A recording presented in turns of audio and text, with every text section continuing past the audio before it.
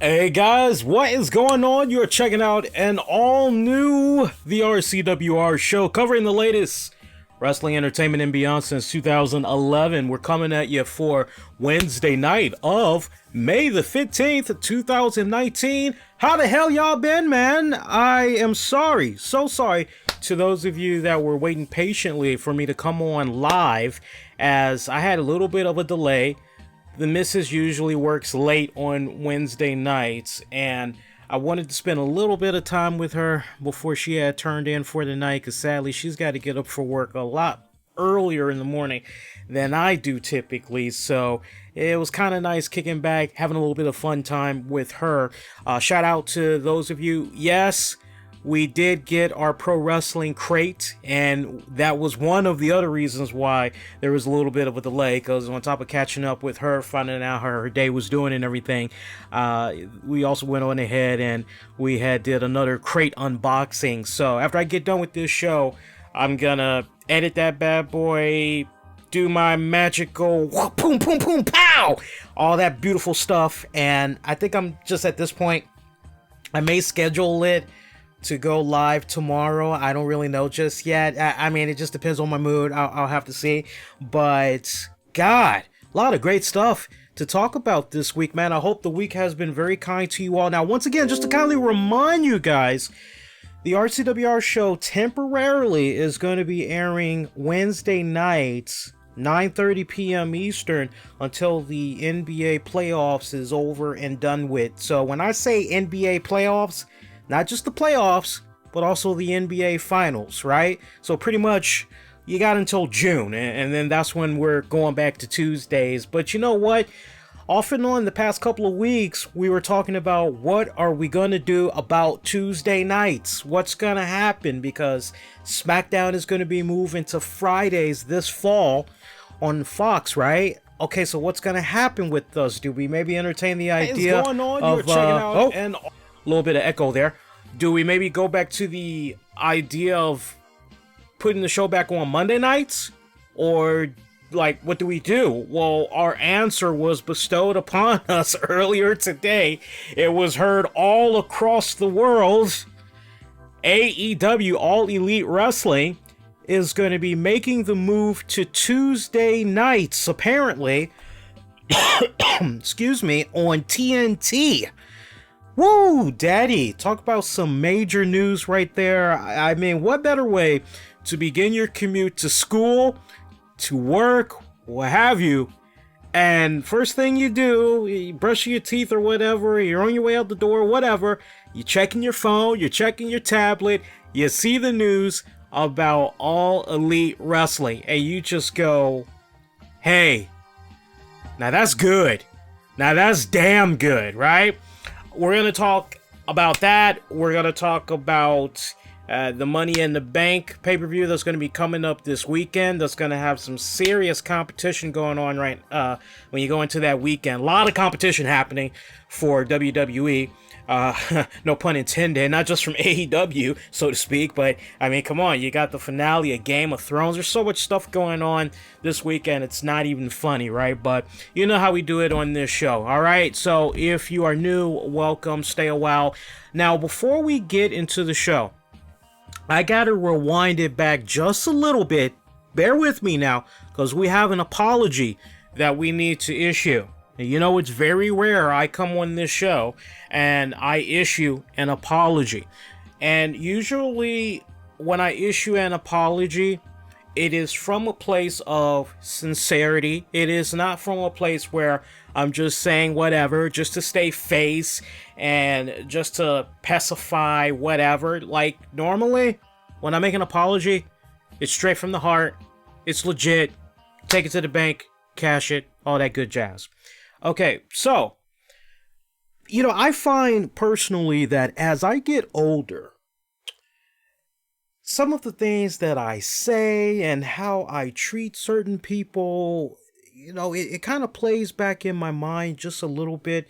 It's amazing because sometimes without you actually knowing it, you very may well could hurt somebody's feelings, and that maybe was not even your intent.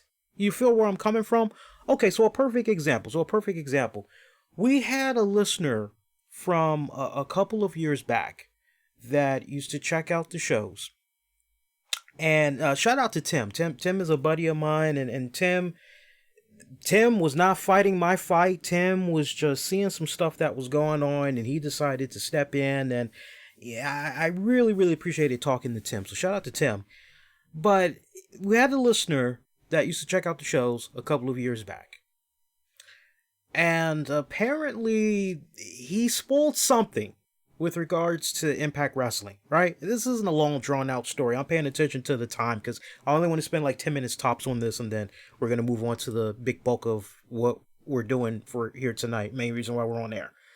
But, this particular listener, he put out a spoiler about Impact Wrestling. And supposedly, I got to take him at face value because, unfortunately, as I get older, my memory is not what it used to be. There are some things I cannot remember. I just cannot, for the love of me, all right?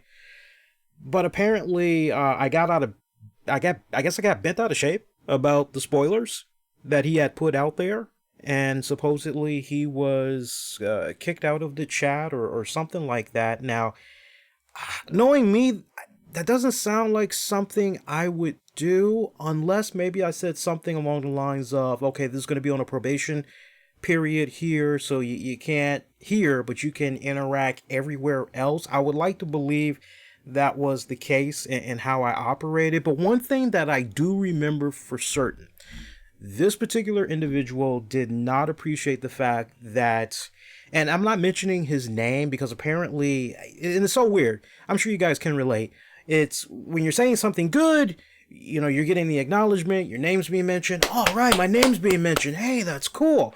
But then it's when something negative goes down and the name is being brought up. Hey, don't mention my name. So it's I'm kind of confused. Which way do you want it? Okay, sake of the argument, we're just not going to mention the name of this person. But I do remember one thing was very vivid as soon as Tim was telling me the story. And I said, yeah, I remember that story very well, which was there was some thing on Impact Wrestling. There was an episode where the cowboy James Storm was seen pushing Mickie James off of a train platform. And I made some crude joke about that's how every single one of us feel about our mother-in-laws, right? And everybody, to a degree, they know what I'm talking about. If you've seen Throw Mama from the Train, or if you just have that situation in your family where, for the love of you, you cannot do anything right to be on the same level with your in-laws, it's very tense. It's very, no matter what I do, they don't like me. What the fuck, We've all been there, right? When you're older and you've been through X amount of relationships and all that, you can see what I'm talking about. But this said individual did not like the joke that was made. Pretty much told me to fuck off. Haven't thought about this said individual since then. But apparently they kept throwing my name, and I had one of the listeners, hey, Lee, you aware of this on social media? I'm like, what are you talking about? So apparently this person was throwing my name out there saying, and I want to debunk some things. I'm going to issue the apology, but I want to debunk some rumors that's out there that this person is putting out there. I am an open book of transparency. If you have a question, just ask me. I will gladly answer the question for you guys. So one question that was, or one thing that was said that was continuing to be put out there is that my show, this is by this individual, my show and a bunch of other shows, we are profiting off of the WWE. Now let's debunk that rumor. That's news to me. I have yet to see a check from the WWE. I have yet to clear X amount of buku dollars from the WWE. Longtime listeners can back me up on this. My own woman can back me up on this, and she has many times when she has come on the show, not just this show, but the other shows that we do as well. Anytime we do something, whether it's we take the show out on the road to cover an event, whether it is we are able to be in a position where we can interview somebody, or right down to it when we do prize giveaways for you guys, 100% of the money that is going towards all of that is coming out of our pockets. That's coming out of our 9 to 5 jobs. I'm not saying that for you guys to go, oh, Lee, you are so cool, dog. Oh my God. I'm not saying that for a pat on the back. I'm telling you just straight up how we typically do it. Now, once in a blue moon, we'll have some connections because we'll know someone that knows someone that maybe knows someone, or maybe we know somebody directly that can hook us up with some free shit. But typically, every time we do a giveaway or when we're taking a show out on the road, anything show related, the money's coming out of our pocket. All right, so let's debut that right now. The other thing that I want to tackle is, and I've said this before, and I'm going to say it again, with regards to your favorite promotions, my job is not to come on this show every single week and shit on said promotion. That's not what I'm about. If you think that's what I'm about, you're sadly mistaken, because that's not our show model. That hasn't been what we have been about, and we've been doing this since 2011 now. So we're slowly creeping up on 10 years. The model is keeping it honest, keeping it insightful, keeping it interactive. That's what we have been doing. And the way I have always tried to approach talking about all things, not just wrestling, but just pretty much all things in life. The good, the bad, try to find the silver lining in between, and how everything is just presented afterwards. That's up to you, the listeners, the viewers. That's up for you all to debate. I just present everything to you, and well, did you look at it this way? Did you maybe consider looking at it that way, right? Life is too short. I don't have time to dedicate 30 minutes, 45 minutes, an hour to just bashing on said wrestler or said promotion. That's not what we're about here, right? So that misconception that is out there, sadly, that's not what we're about. We've never been about that. Can I be a little bit too harsh in some areas? I can admit that, for sure. I can admit that. But no, we are not about just bashing. And right down to the point, you look at a lot of the stuff that we talk about on the show. You look at the stuff that we cover outside of the shows. It's a lot more than just the talk of wrestling. If you really kind of take a step back and you think about it, it could be a slow week. There's not really anything. Okay, well, let's make our own news. And we're able to do that with no problem whatsoever. Okay? I'm just trying to think if there's anything else that I had wanted to debut. And I don't think there's really anything else that's there.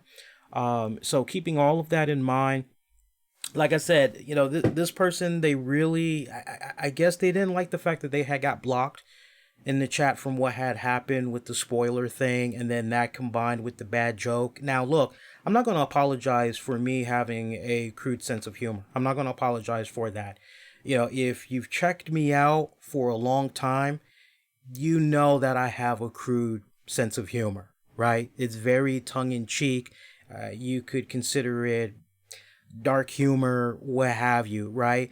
That's not for everybody, but I'm not going to apologize for being who I am. I'm not going to apologize for that. What I will apologize for is, hey, if it meant that much to you and you felt that it was so fucked up that you got kicked out in the chat room, hey, yeah, no problem. I will sincerely apologize. I really want nothing but the very best for you, because I haven't thought about you, and I'm not saying this as a diss, but I have not thought about you since that incident had occurred. If anything, I tell you what, losing some close friends of mine, in particular losing my best friend who was once my ex-wife, and then seeing all of these celebrities that have just been dying that I've grown up on right before my very eyes, it's made me so fucking melancholy. It's not even funny. It's changed my whole outlook on life, that I'm now just trying to do the best that I can to live life to the fullest and be very happy as humanly possible. You want to talk the level of stress that I'm in right now? The only stress I have going on right now is, who are we inviting to the wedding next year? Because it's going to be a destination wedding. Who all is going to be attending? Who we need to look out for? Who maybe needs help getting out there to the destination wedding? My mind's on getting another car. My mind is on the honeymoon vacation. That's the only stress I have that's going on over my head. just right now, right? But I'm trying to do my best to live life to the fullest and seize whatever opportunities that come my way. So from the bottom of my heart, I do apologize, and I sincerely wish you and your loved ones nothing but the very best. And on that note, exactly 10 minutes. I'm not spending any more time on that particular subject. Let's move along. I wanted to get that out the way. I just want to push that out front. AEW. I don't care what anybody says about All Elite Wrestling, AEW. I'm aware of the talk that's out there. See, this is where it comes back to how I operate on the show. While so many other people were bashing AEW and saying, oh, this promotion, looks like it's fucking bullshit. Oh, it's gonna fail just like WCW. Oh, blah this, blah that. I'm looking at this, and the only constructive criticism I've ever given that was even remotely negative about AEW, I said, man, what was going on with those press conferences? Good God, those things were kind of rough. Those need to be better organized. They really didn't do this quite right. They didn't execute it the way that these press conferences should be handled. What the hell? And you had people that were defending it a little bit, but I will say this. The points that I was bringing up about why in my eyes these press conferences failed, yeah, they could have, but hey, it was good overall. And I say, yeah, it was good overall. They just need to clean it up in these areas. All right, hey, experience, practice makes perfect, right? So, okay, they should get the hang of this in a little bit. That was really it. But to see the amount of people that would just be, say what you will, maybe to a certain degree, we had people that were trolling about AEW failing, or you just had legit people that, nah, man, this promotion is going to fail, whatever, right? Day one, much like how I've always been with Impact Wrestling, much like how I've been with anybody else that decides they want to get into the pro wrestling business. I've got friends that are wrestling promoters / owners of their own. So I get to, in talking with them, know little ins and out of the business and everything. And so it's really over the years opened my mind up even more. So when you say to me that another wrestling promotion is going to be coming along, I say to you, well, that's great. I wish them nothing but the very best. When you say to me, well, this wrestling promotion is going to be hooking up with a billion-dollar family, and this could be a case where WWE could have some serious competition, I say, well, that's good. There's nothing wrong with competition. Competition is healthy. Sometimes competition can bring the very best out of everybody in that entire respected industry, right? All right, Burger King is doing this. Okay, well, we over here at McDonald's, we need to do this. Okay, well, Wendy's is seeing what Burger King and McDonald's are doing. Okay, well, then we need to top them and we need to do this. Roy Rogers is watching all of those guys, and it's just the domino effect, right? That's just how it is. Same rules apply to the world of pro wrestling, right? So when you say to me about all of these little baby steps that AEW has been able to do with the Khan family thus far, and it gets to the point of where we are right now. The one thing I've always been consistent, and I've said this many times over the years, the more promotions that are out there, the better. That means more opportunity for the male, female talents to go out there, perform their craft. It gives them another Broadway play. It gives them another stage where they can go out there and perform for the masses. It gives producers, it gives the writers an opportunity to, hey, we got another place where we can work. All right, so things didn't quite work out with WWE, or they're not interested, or whatever the respected reason is, or ROH is full, or New Japan Pro Wrestling, that's just too far. Who the hell wants to live in Japan? What the hell, right? Okay, so when it's all said and done, I want nothing but the very best. I've said this same type of sentiments for Impact Wrestling, TNA, whatever you want to call them now. I said it for them. I've practically said it for every other wrestling promotion. I'm going to continue to say it. For me, it doesn't matter what the name of the promotion is. I don't care about the lettering. All I care about is, at the end of the day, the boys the people in the business, they've got another place where they can go out there and they can do the damn thing. Now, what I am very interested in at this point is seeing how we're going to be able to successfully bridge the gap from the Double or Nothing event in going to this weekly TV show. That is what I'm interested in. How are we going to bridge that gap to that point? And then from there, how are we going to go about continuing to maintain that momentum? You've been able to ride it this far.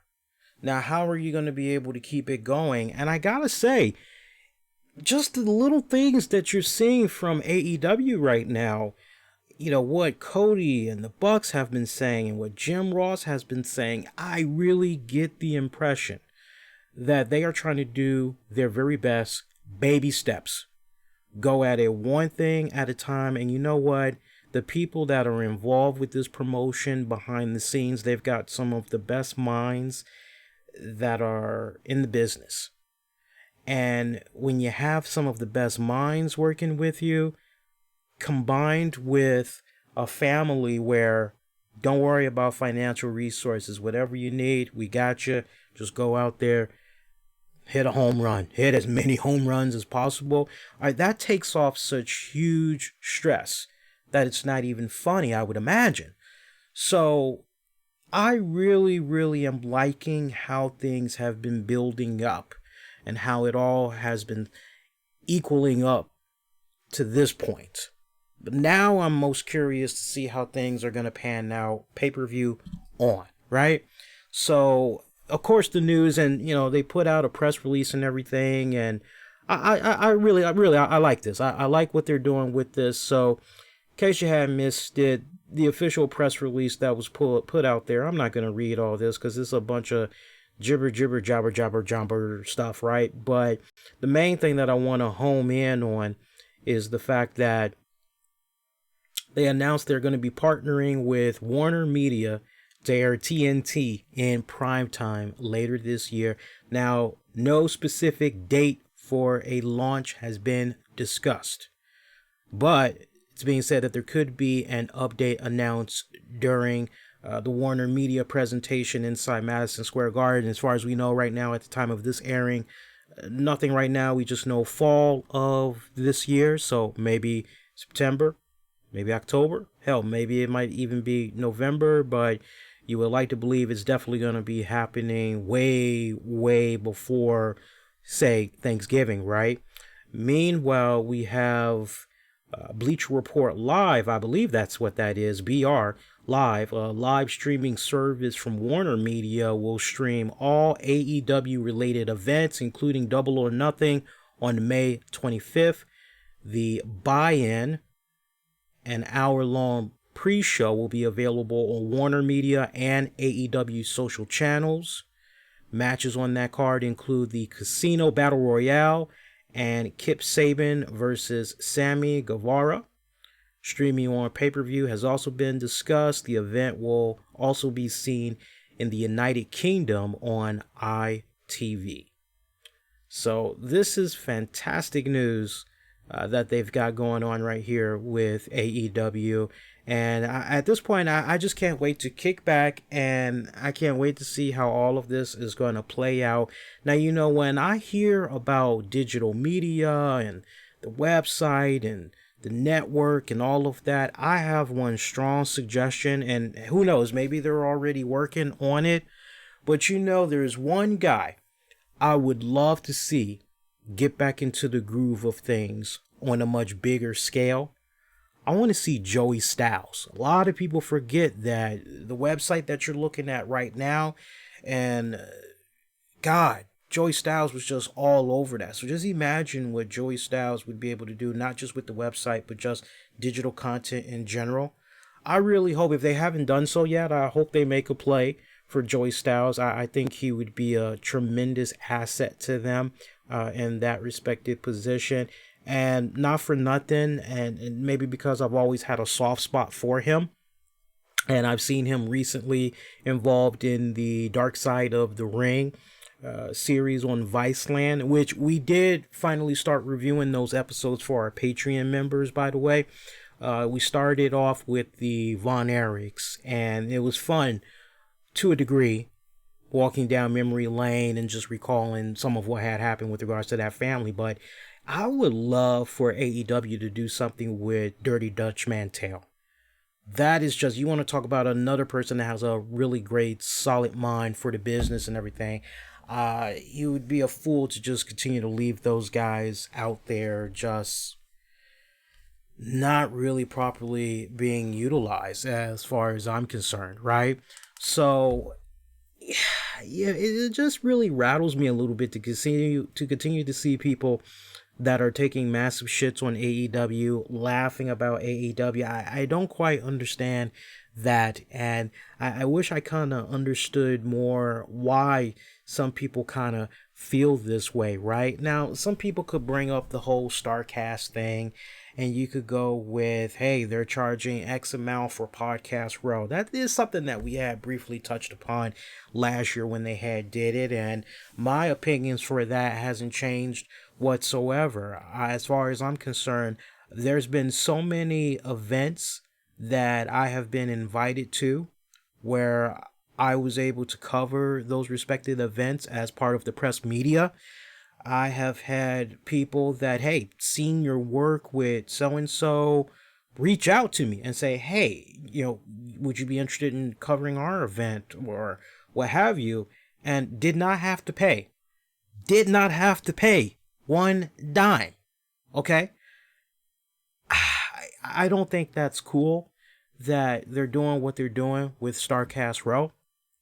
At the same time, at the end of the day, I can separate how I feel and try to look at things overall from a business perspective. And hey, if people are willing to pay X amount, God bless them. If they have the money for that and they're willing to do that, that's on them. I mean, the last thing I'm going to do is concern myself, nor should anybody else be concerned with what said person is spending out of their pockets to do whatever with StarCast or what have you. If that's what they want to do, then hey, that's what they're going to do. Like, their mind is made up. There isn't really anything that we can say to said person that's going to make them change their mind and not spend their money on that. No different than the people that are possibly going to be spending $40, $50, $60 for this pay-per-view when it goes down next week, right?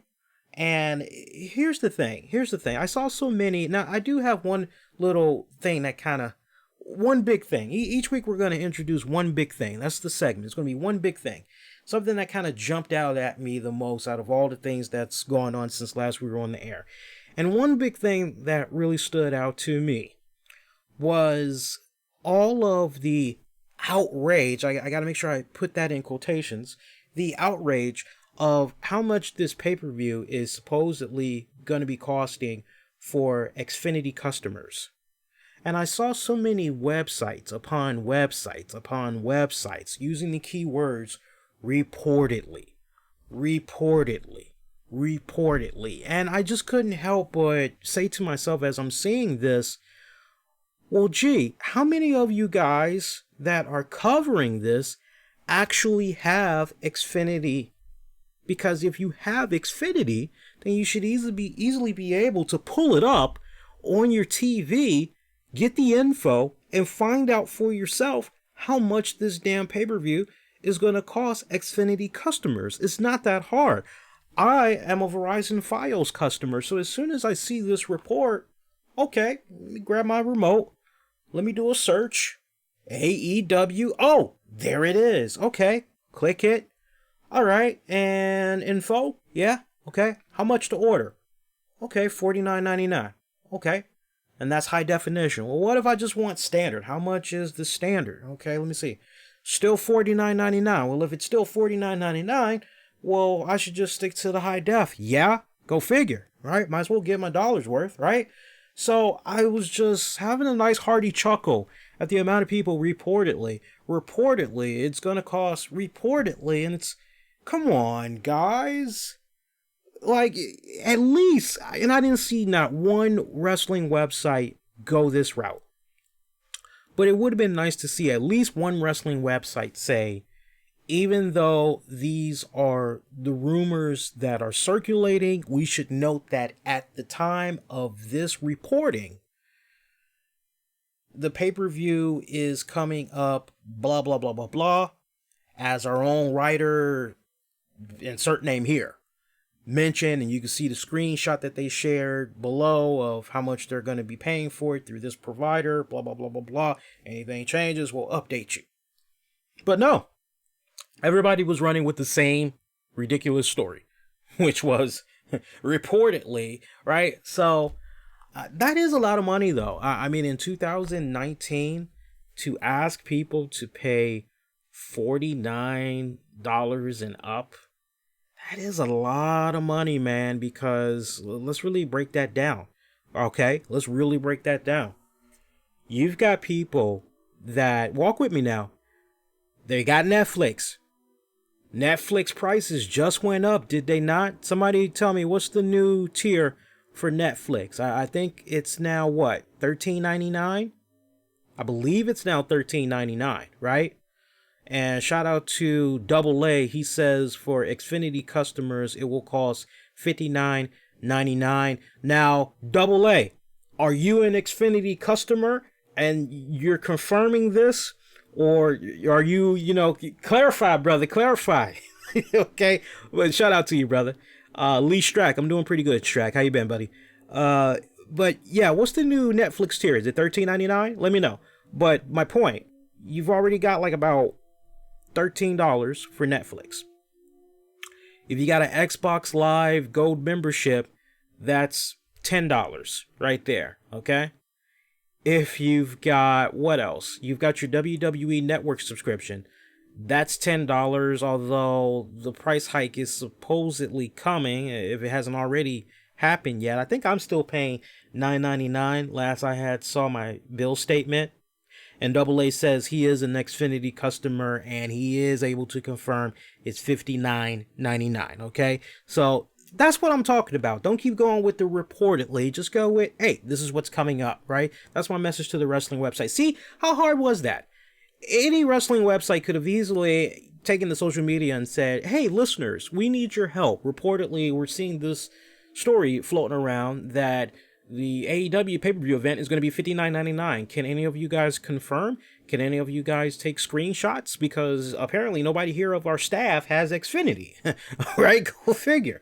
But anyway, see, just to recap, we just did Netflix, we did Xbox Live, we did the WWE Network, right? You probably maybe have Spotify or a subscription to Pandora or something like that. So there's like another $10. My point is that money is gonna, for that pay-per-view, that $49 or $59, that is taking away from some other subscriptions that somebody has. Hey, maybe you have the New Japan Pro Wrestling network, right? So there's another $9, $10, $11 freaking dollars right there. I'm sure if you guys sat down and you looked at your miscellaneous expenses, you'll go, wow, I didn't realize I was paying so much for all of these respected platforms just to be able to get said content every month. But yeah, that's the amount of money that I'm putting out there. And so on top of that, now just stop and think about that. Stop and think about it now, right? Now, let's say you are tied to a cable or satellite bill. Most cable to satellite bills, especially if you have your internet and your TV package bundled up, 8 out of 10, you are probably paying about $175 before taxes to maybe about $200 plus monthly. Okay? Monthly. If you don't order any movies, rent anything, what have you, then you're going to get away at that price. But now you got to come up with another $50 to $60 just to be able to check out this pay-per-view. One thing I can tell you for damn certain, there are going to be so many people illegally streaming this, it's not even gonna be funny. It's not even gonna be funny, okay? And when I look at just the base model for these prices, I don't agree with it. I just don't agree with it. I think a more reasonable price, and we've seen ROH do it all the time. We've seen Impact Wrestling do it for years now, which is a modest $30. $30 for standard, $39.99 for HD. I don't understand what the hell is the problem with doing it at that type of a price, right? But it is what it is. But you know what? They're going to make their money somehow, some way, right? And I'm not just taking shots at AEW. I would say this to any wrestling promotion, and you get the deal to stream this on cable, satellite. That's a little bit too high. You know, you got to really go in and be more realistic as far as that consumer.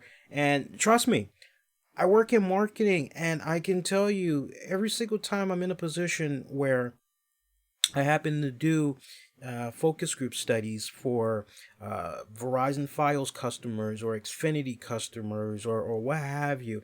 And when the subject of the bills come up, the bills are just, it is so high. It's not ridiculous. And more, we've got people that just want to do everything in their power to cut the cable. And they want to try to get the best deal that's possible. They want to go, and so that's why you have Hulu. That's why you have the Amazon Prime thing. Pretty soon you're going to have Disney Plus. You know, that's why so many people, Sling TV, who else? Direct TV Now. That's why you got so many people that are flocking away because they want the best deal that's humanly possible, right? I just told you guys how I had saved a boatload of money off of my bill on last week's show, right? So take that for face value. And I like what Double A is saying in the chat once again. He's saying, I'm paying for New Japan, Pro Wrestling World, the WWE Network, and Crunchyroll. All right, so I mean, that's what I'm talking about. I bet you if we polled every single fan, whether you're paying for it directly yourselves or maybe your parent, and that ain't no diss, right? Because legitimately, we've got younger fans out there. Hey, mommy, dad, hey, I want the WWE Network. Sure, go ahead. I'll set it up for you. Oh, can I also get, okay, so 9 times out of 10, people like Double A get the point that I'm talking about. If we were to poll everybody, I'm sure it would be a case where I bet you it would be rare that we would come across a person that says, me and or my parents don't pay for any of those. I usually just watch it at a friend's house or some shit like that. I bet you every single body we would poll, and I think we're going to follow up. I think we're going to actually go on ahead and put a poll out there, right? I'll probably put it out there as soon as the show is over. But I bet you everybody is paying somewhere between $30 to, I would say, maybe $60 total for some type of streaming service. I bet you, I guarantee you, 30 to 60 max. Okay. So that's really, really taken away. Right. So, but despite all of that, it's still a good time to be a pro wrestling fan, and I tell you what, just kind of following up on what we were talking about earlier, I really wasn't sure what was going to be going on with us as far as the future on Tuesdays, because Tuesdays was going to be wide open at first, but now that we have AEW sliding into Tuesdays, we're fine just right where we are. So, and I know there's probably going to be a lot of people that's going to want to hear about AEW, but you know what? We are going to have to extend the family of the RCWR show because that's a lot of content. And as much as I would like to cover it all, I know I would get a little bit burned out. So I think eventually what may end up in the very near future, we're going to have to expand the family. Maybe it would kind of be like a PW Torch type of deal. One day you got me and then the next day you'll have this person talking about, I got to think like that. I got to make sure I'm not, because I'm finding as I get older, the more I space myself out, the bigger the workload. And, it's one thing if I'm just doing, okay, ba-doop this week, and then maybe once a month it's okay, you got to do back to back to back stuff. Okay, that's a once a month type of deal. I can deal with that. But the way things are going right now, I mean, just really stop and think about it, right? We're about to have WOW, Women of Wrestling, back in rotation again. And I can't wait to hook up with my good buddy Missionary and talk about that promotion again. Impact Wrestling, I've been kind of itching to cover that again. New Japan Pro Wrestling, it has its moments. I haven't really been into it like I used to be. And I think one of the main reasons why is because that roster got butchered so badly. I mean, they got gutted out like a fish really bad, right? That it's kind of, I'll check it out when I can, but it's not really on the to-do list, right? But you get what I'm saying when it's all said and done. There's so many other promotions that's doing their things. It's kind of hard to just, at times, okay, what's going on here? What's going on here? What's going on here? So, I got to think about expanding the family. So more on that at a later date. I'm not going to stress over it right now, but it's great that we're not going to be going anywhere. It's really nice that we're going to be able to stay on Tuesdays and keep doing what we've been doing. I look forward to it. Now, I got to tell you, I'm a little bit somber that AEW is going to be coming to Tuesdays, and I'm going to tell you the reason why. I'm a bit somber because that takes care of NBA on TNT as far as Tuesday nights go, because maybe many of you all don't know that's basketball fans, but on TNT the past couple of years now, on Tuesday nights, they've done a players only edition. So you'll get your game, but as far as who's covering it, pre-game, post-game, it's nothing but, like, typically you would have Chris Webber. Who's the other guys you would have? You would have Shaq. Shaq would usually be there. I think Candace Parker. And I can't think of who the fourth leg is, because 1 minute he's there, and then they switched him out for somebody else. So it was kind of like a rotating thing. But it was a really good lineup. I appreciated hearing their takeaway and all that. And they were so loose and all that on that damn Tuesday night show. Maybe they could do a Monday night edition or a Wednesday night edition. That would be kind of cool, right? So Tuesday nights, though, for the most part, they aren't really going to be preempted by anything. Not unless it's a case where it's maybe the NBA playoffs, or maybe the NBA Finals, or maybe TNT has the rights to the Western or Eastern Conference Finals. That's probably the only time that we'll probably see All Elite Wrestling get preempted, right? So it could be a case where maybe it comes on after the games are over, and you got your nice lead in that way. Or it could just, no Lee Strack, it's not Barkley. You're thinking Thursday nights. Barkley has never done a Tuesday night players only that I'm aware of. I'm talking about like on the actual set, pre and post. Thursday nights, yes, but longtime basketball fans that watch TNT know what I'm talking about. You would have a Tuesday night lineup that would consist of Shaq, Candace Parker, Chris Webber. The fourth guy, I can't think of the team that he used to play on. Short guy. He had a really thick, long beard. Not like James Harden, but it was a really thick beard. Low hair, almost bald. I sadly can't think of his name right now. If he wasn't there, they would put somebody else in his place, not Barkley. I past 2 years that they've had players only on, I have not seen Barkley on there. If he was, I don't know nothing about it. Because as far as I know, Barkley is just a Thursday night guy. I want to say maybe once in a while, I've seen Kenny the Jet Smith on Tuesday nights. That's a possibility, but he's not the guy that I'm thinking of that would be in regular rotation with them. But the point is, they're not going to be AEW, that is. They're not going to be preempted that much. I would think only for playoffs, Eastern or Western Conference Finals. So, I mean, it's pretty good. You don't have to worry about baseball.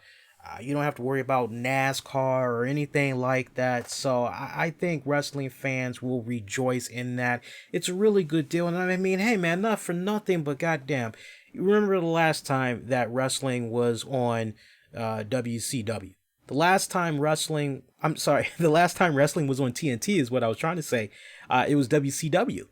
And so, I mean, to see wrestling come on back to TNT, you know, there's a part of me that just somewhere feels for Eric Bischoff. Really, I do, because you just think back to the demise of TNT. And it's so funny because occasionally, me and the missus, we will get into conversations about how the AOL Time Warner deal, how it, like, wrestling was not the only casualty. Like, the other casualty was what had went down with Disney and all that. Because if you guys recall, Disney had got affected by that merger as well. Brush up on your homework and everything. But if you all remember, the freaking Disney stores, little Looney Tune stores and all that they had across the U.S., those all got, the Warner Brothers stores, those all had got closed down and everything as part of the AOL Time Warner deal. I mean, I remember there was a period where you had, you know, nice little cool restaurants and those got closed down. ESPN bars and all that, those got closed down. I mean, it was just ridiculous, right?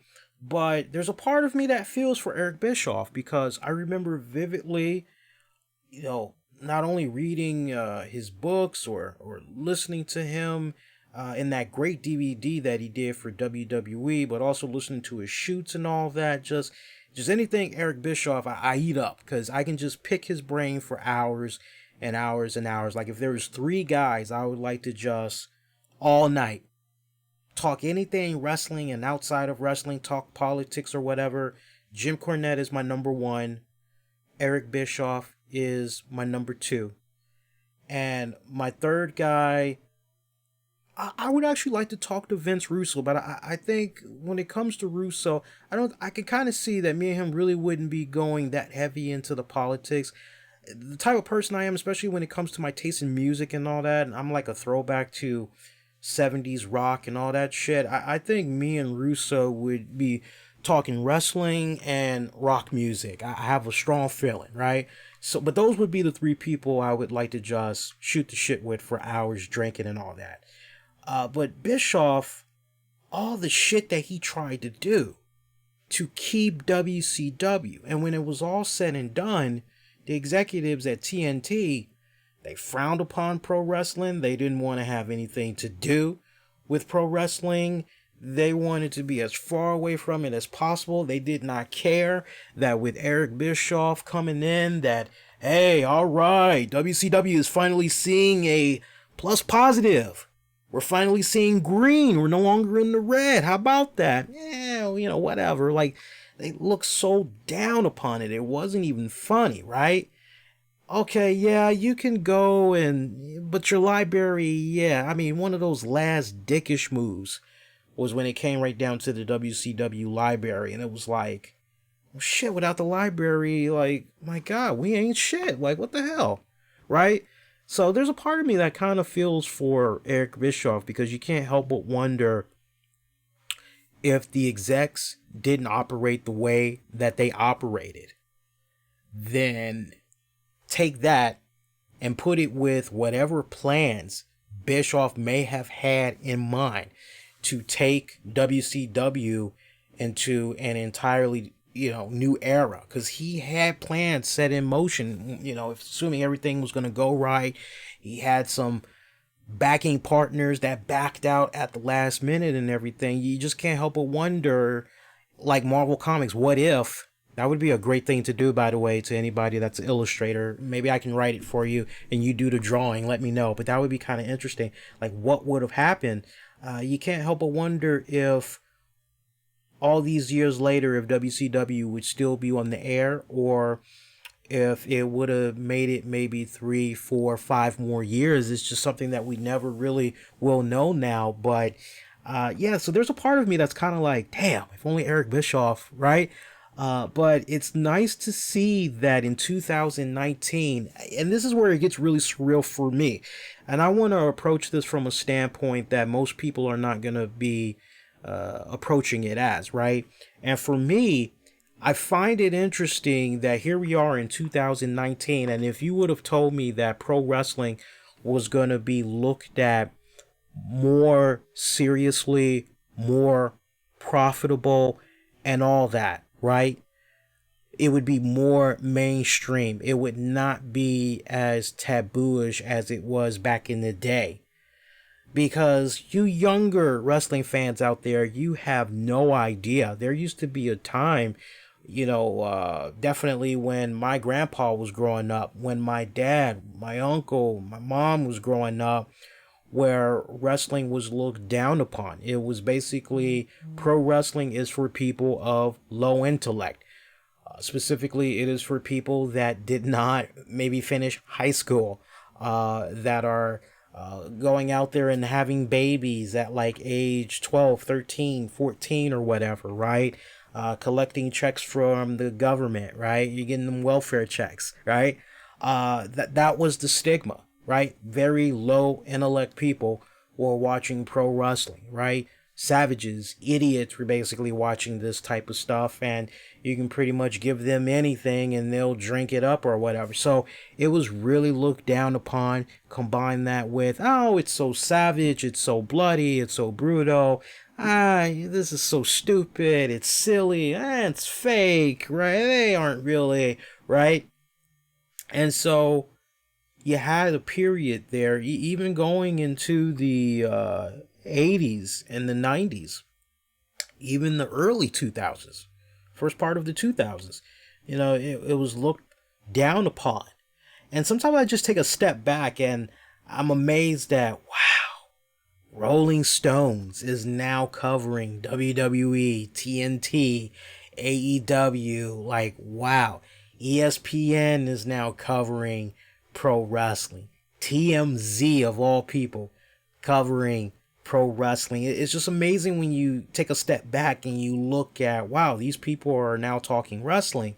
It wasn't like that said, say 10, 15 years ago. So I always find it fascinating how more receptive and approachable pro wrestling is now in this new era as compared to years prior.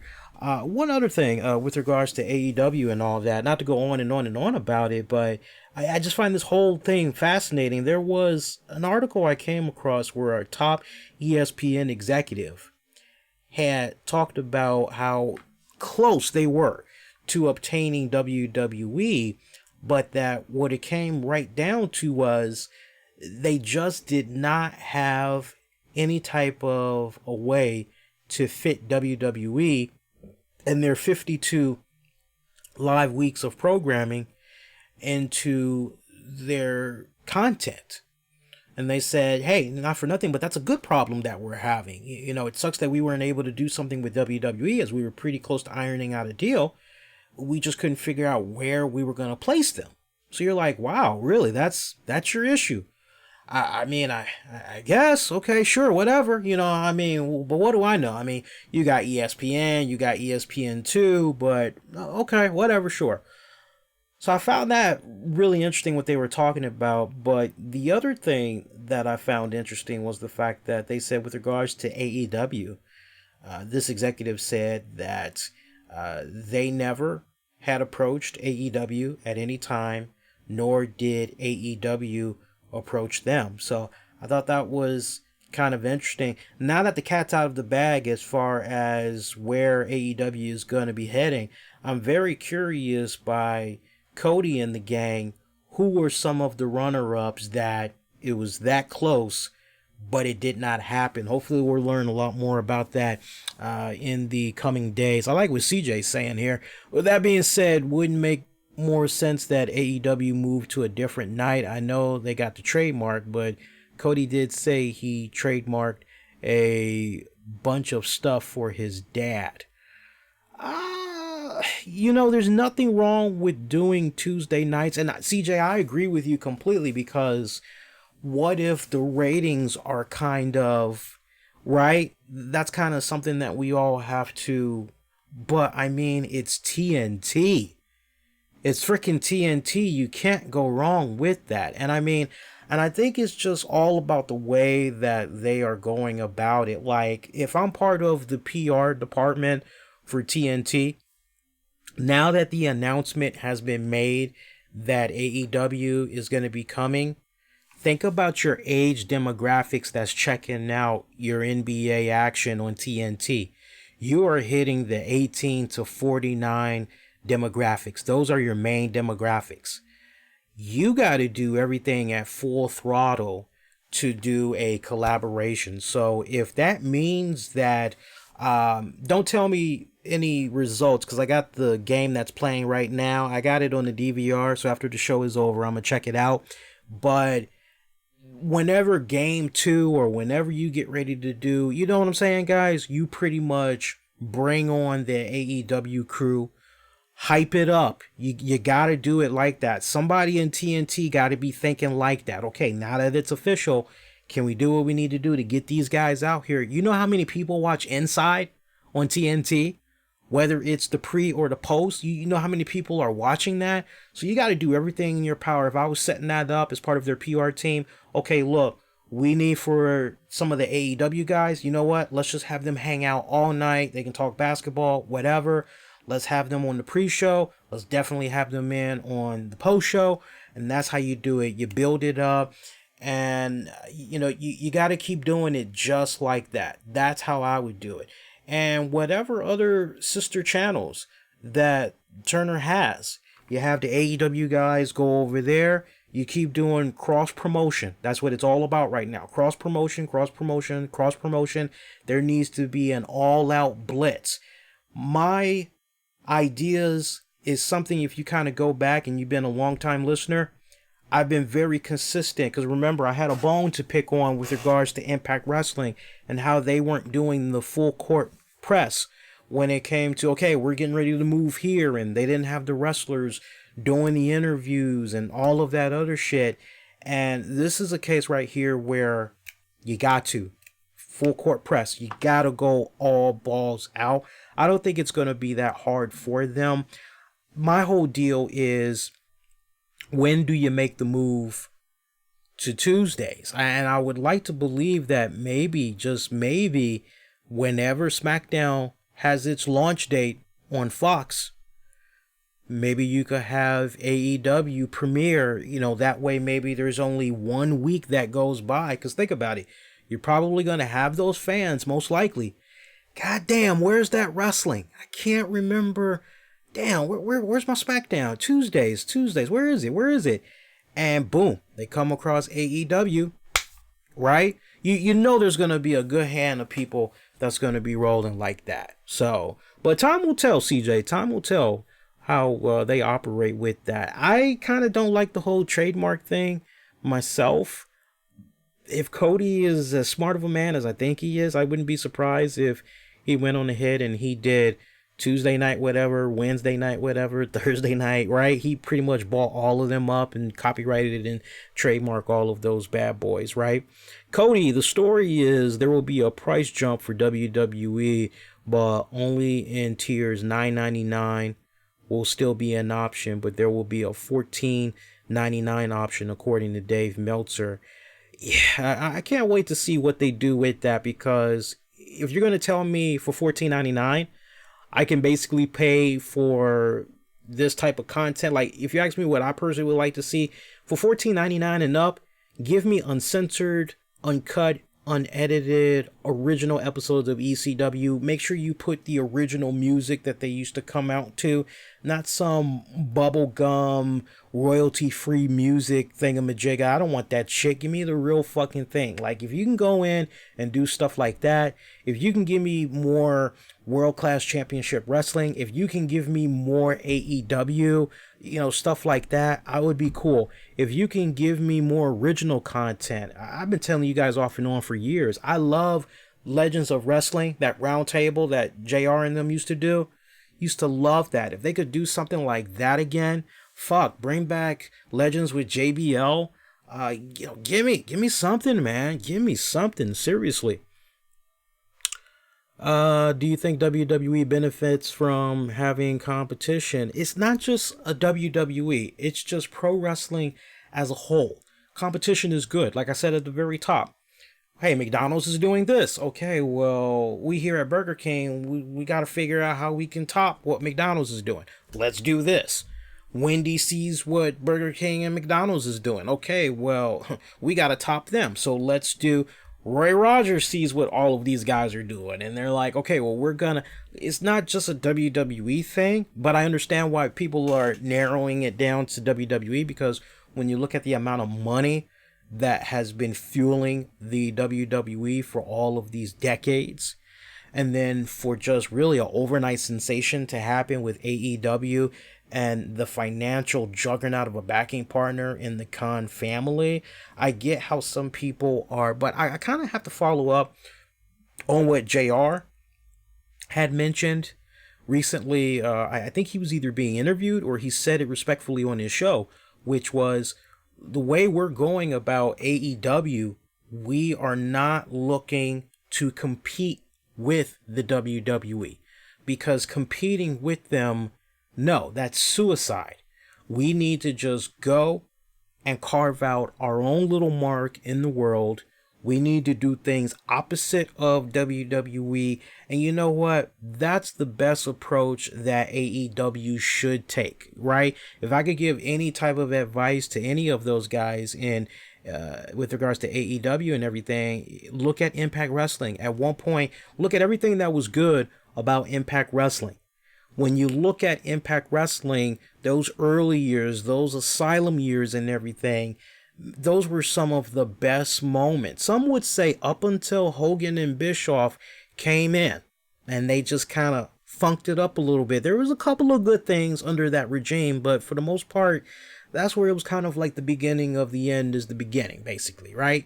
But when you look at those Asylum years of Impact Wrestling was doing, even though they were relying on former WCW and WWE stars, they were still able to carve out their own little identity and win the fans over. Hey, this is fresh, this is innovative, this is exciting, this is what have you, right?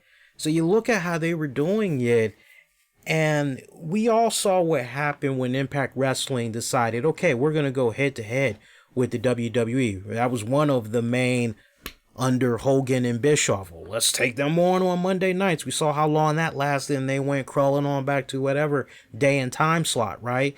So the fact that this is the approach that AEW should be taking. Don't be so worried about, kind of like that analogy I had said earlier, it's, yeah, that's good competition because it's kind of like, hey, you seeing what's going on over here. Okay, well, and you should kind of have that to a degree, but at the same time, you should be doing everything in your power to, I'm sorry, hold up a second. Hold up a second. Now that's funny. Now to McManus in the chat, I'm sorry, but with regards to the stars that maybe at one point used to work for Ring of Honor, Lucha Underground, WWE, what have you, they are not traitors. And if you're, I hope you're spelling traitors in that way to be funny, right? But if we're being serious, they are not traitors because they've signed their respected deals, right? They've honored their contracts. They fulfilled all of their respected dates. If I came to you, McManus, and I said, hey, McManus, you've been working for me now for an entire year. We've got your contract coming up for renewal in about 3 days. I'm trying to get you to renew. What's going on? And you say to me, honestly, I've enjoyed working with you, but I want to go test out the waters and I want to go elsewhere, so I'm not going to resign. Okay, well, if that's how you feel, you got these remaining dates, and hey, definitely stay in contact. Maybe we can do some business, down the road. But best of luck to you, right? So if you go out after your contract has expired and you go hook up with a similar company that was doing what I was doing, if not better, you're not a trader. You are basically an independent contractor. So there is no right? And you're talking to somebody that went through the Monday Night War and all that, and oh my God, what's Lex Luger? Oh my, and the whole suspension of disbelief and everything, right? Before I really got smartened up on the business and everything, you're like, oh my God, what's he doing here and all that, right? But no, they're not traitors, dude. They're not traitors. I kind of like what Horizon is saying, mercenaries. Mercenaries is kind of more like it, right? Yeah, seriously. But nah, man, you know what? They need to just continue to do their very best to just carve out their own identity. I like how Eric Bischoff had went about things. Okay, they're targeting kids. We're going to target adults. They're doing this hokey dokey bullshit with the lighting and the cameras and just 2 minutes of fucking wrestling. Well, we need to do like 30 minutes of wrestling if we can, depending on who the talent is. They're going to be just fine, but all I have to say, all of us need to just kick back, see how things go with this show coming up next week, see how they bridge the gap going into this weekly TV series, and judge them from there. That's the best thing that we can do. Judge them from there. Some other stuff had went down since last we were on the air that I definitely want to talk to you guys about. Hey, but before we do, I want to give a shout out to our Patreon members. Our Patreon members, man, they're one of the main heartbeats along with the sponsors that we get to work with occasionally. We do love working with all of these guys. They help make content like what you're checking out right now possible. And not to mention patreon.com, man, you get to check out some bonus audio, video content, half of which you're not going to be able to find anywhere else, as you get a lot of exclusives. Check it out, patreon.com/RCWR show. Shout out to my good friend Anthony Missionary Thomas. Shout out to John Davis, Michael Wolf, Joe Raymond Jr., and Sean Kenter. Learn more, patreon.com/RCWR show. So, hey, man, another thing that had came about since last we were on the air with you guys that I wanted to get into, and that's the stuff that's going on with Lars Sullivan. I couldn't wait to talk about this. It's crazy how everything has just come together at this point that we're on air right now. Okay, so let me see if I got this straight, and I'll need for you guys to plug in any areas where I'm kind of lacking a little bit, right? Okay, so Lars Sullivan goes into a bodybuilding forum some years back, right? It was almost 9 years ago. Is the timeline right? About almost 9 years ago. He said some derogatory, fucked up shit. Keep in mind, a lot of this shit that he's saying, he wasn't even employed with the WWE, wasn't even under their radar yet. And so he's saying this shit, okay? Now, you fast forward, he gets his WWE developmental deal. Eventually, he goes to NXT. And I find it funny because from the time that the developmental deal came about, I don't remember hearing anything about Lars said this, right?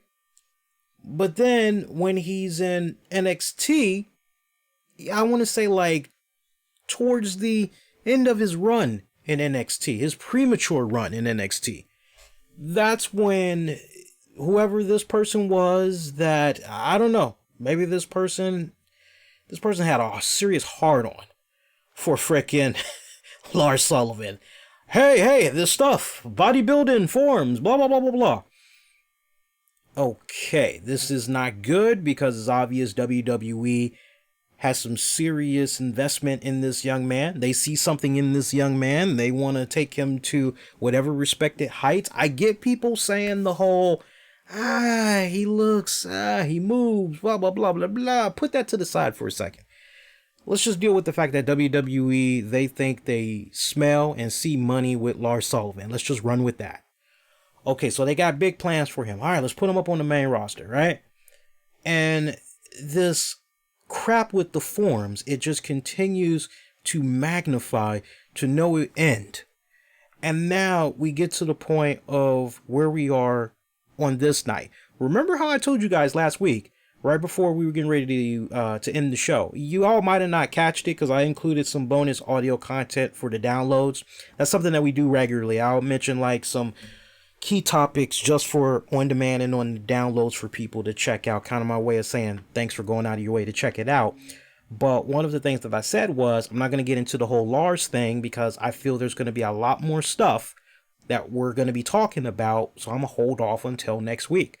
And I'm glad that I did, because now we can just pretty much put a nice pretty little ribbon on this whole Lars Sullivan bullshit. Okay.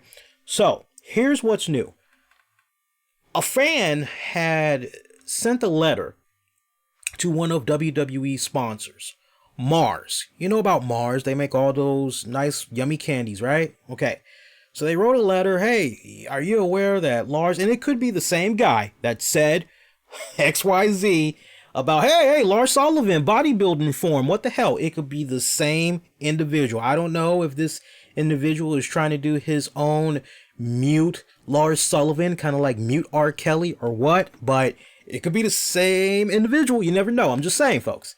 But all joking aside, this individual writes a letter to Mars. Hey, you guys aware that there is a talent by the name of so-and-so that said XYZ? Are you sure that this is something that you share in? You share in their same values, or however they phrased it. It was quite nice how they phrased it. They actually heard back from Mars saying, hey, we're very alarmed by this, just like you. We're going to do everything we can to, as we speak, reach out to the WWE. We're waiting to hear feedback, and we're trying to see what's going to happen with regards to that. So, stay tuned. Okay, great. I'm not really sure that if I was going to write a letter to Mars, if I would be going with the whole wrestler.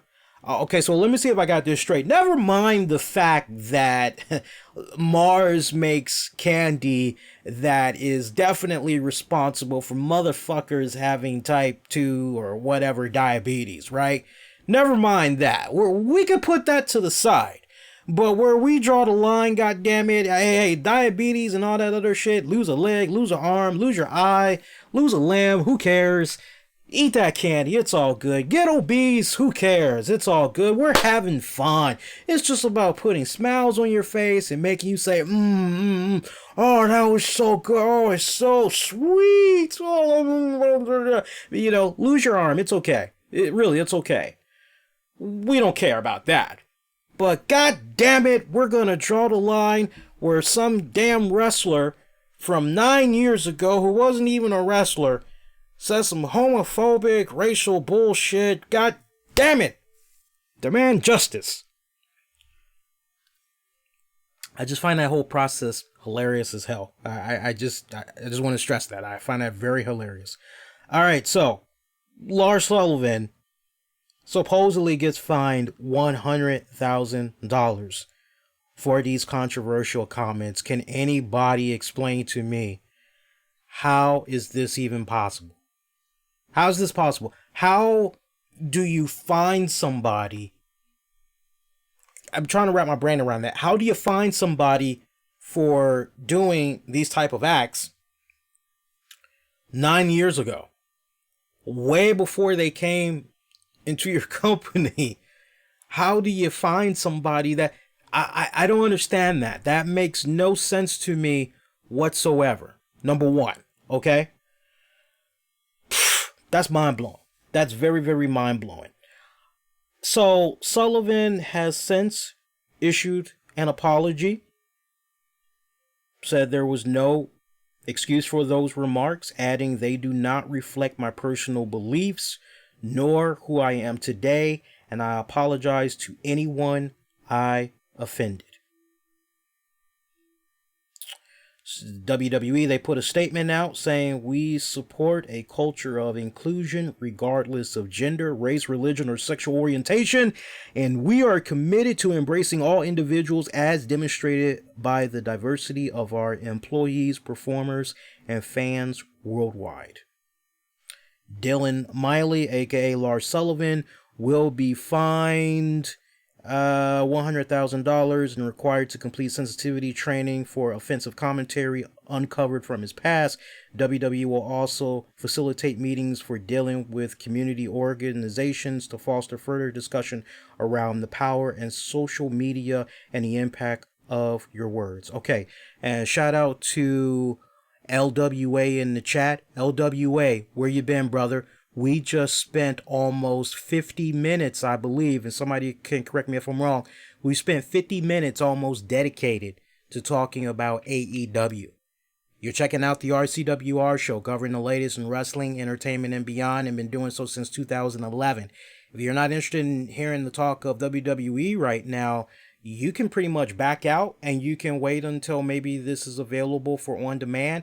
You can check out 50 minutes in all of its glory of the talk of AEW, but we gave them a lot of coverage just now, and we're going to give them even more coverage when they do their respective pay-per-view next week, as we will be covering that. All right, just FYI.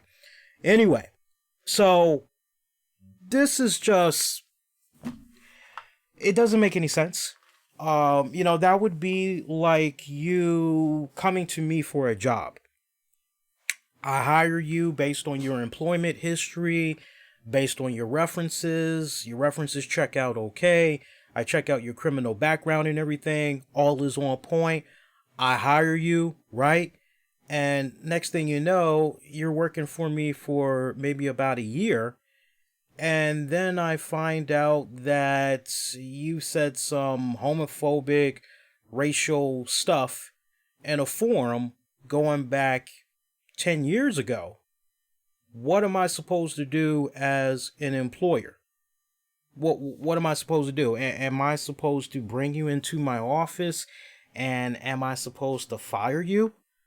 I don't think that's right. I'm going to fire you for something that occurred way before you even came into being hired at my company.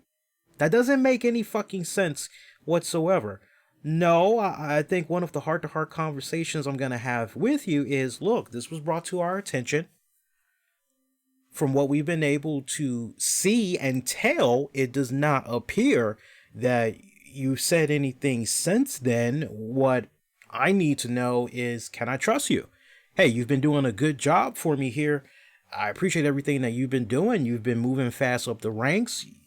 We appreciate your work so much. We've given you at least 2 raises since you've been here. Do we need to worry about you, right? I think that's the type of conversation I'm going to have with somebody. I'm not going to slap them with a fine. I damn sure I'm not going to fire them for something that they had said 10 years ago. That makes no sense. That's freaking stupid. Okay? So for me, this screams nothing but a PR tactic that's basically trying to please that core group of people that feel the way that they do about this Lars Sullivan situation. This feels like WWE basically saying, hey, look, see, we care, we did what we needed to do, and hey, this is wrong, we definitely agree, and even though this happened before he came on board with us, look at how we were able to step up to the plate and we were able to do XYZ. I see a lot of people comparing the Hulkster with Lars Sullivan. And see, this is where it's kind of the same, and this is where it's kind of different. It's the same because you're dealing with the context, right? No matter what it is, flip the coin, it's the same goddamn thing, right? For me, and hang on 1 second here, guys. Hang on 1 second. 1 second. There we go. There you go. Hey, LAW, you don't have to worry about interacting for the rest of the night, man. You don't have to. I'm going to go at talking about some of these topics at my pace, not your pace. You already said you don't give a damn about WWE. You don't give a damn about Lars. Okay, well, we kicked you out of the chat room, so you don't have to worry about it now. Enjoy the rest of your night. But come on back if you want to listen on demand. You can check out 50 minutes of AEW. That goes to anybody else. Everybody else that wants that AEW fix, you missed it. It was like almost 56 minutes ago now, all right? You can come on back. You can check it out then, all right? It's not that hard. This is what I don't understand. If I'm watching a TV show and they're on a particular topic or they're on a particular segment that I don't care about, I'm either gonna go walk the dog real quick, let them out, I don't know, go make a sandwich, come on back. Hey, all right, good, it's over now. All right, what's the next subject? Yeah, I want to hear that topic. That's going to be a damn good topic, right? Or maybe I'll pause, come on back. Okay, I got enough now. I can fast forward, right? I mean, seriously, man. Seriously. Anyway, what were we talking about before? This is bullshit. When it's all said and done, this is bullshit. It makes no sense, but it feels like a PR tactic when it's all said and done. It feels like a PR tactic just basically used to pacify those that felt the way that they felt about Lars and these controversial comments. And like I said, it's similar from the standpoint of when you look at the Hogan situation, what he said on that tape, it's pretty much no different, matches right on up to what Lars had said in a forum, right? So you look at that, you go, okay. But now this is where it gets a little bit different. You've got the Hulkster who is in the twilight years of his career. Hulkster in a much different place at that period of time when that recording in question came to light. So you're going, what the hell? But still, just from a PR standpoint, and the fact that Hogan is a much bigger name, is a household name than a Lars Sullivan. Okay, we got the responsibility to shareholders. We got the responsibility to our sponsors. They're going to want to know, what are we doing to, my God, we can't jeopardize this money. What the hell? We got to do something here. What the hell are we going to do? So they part ways with the Hulkster. His face was just too... No, they just did not want that scrutiny. Can you just imagine every single time you have on Sirius XM or whatever, on whatever podcast, a WWE superstar doing an interview and the topic of Hogan comes up? And those comments, right? So no, they did not want to go through any of that bullshit. So they did what they needed to do to, all right, we're done. So you got Hogan, a household name, established, twilight of his career. Okay, you know what? We can afford to let Hogan go. We can always bring him back at a much later date once all this has died down and he's proved to us that he really is in a much different place. But yeah, let's just cut bait with him for now, right? And to his credit, he's done, I think, a really good redemption tour. That's what I'm going to call it. I'll tell you what, and I'm not going to spend any more time talking about it, but I highly would encourage anybody that is maybe still a little bit on the fence about the Hulkster, check out the interview that he did with Booker T. I love checking out Booker T from time to time, but I tell you what, the questions that Booker was tackling with the Hulkster, it definitely made me come away, and it was a hard reminder that, for me, nobody is perfect, that we all make mistakes. And I appreciate Titus O'Neil adding a new layer onto this. Titus O'Neil had revealed on social media earlier today that apparently Lars Sullivan had a meeting with all of the talent, and he had apologized to them for the comments that he made in the forums and everything.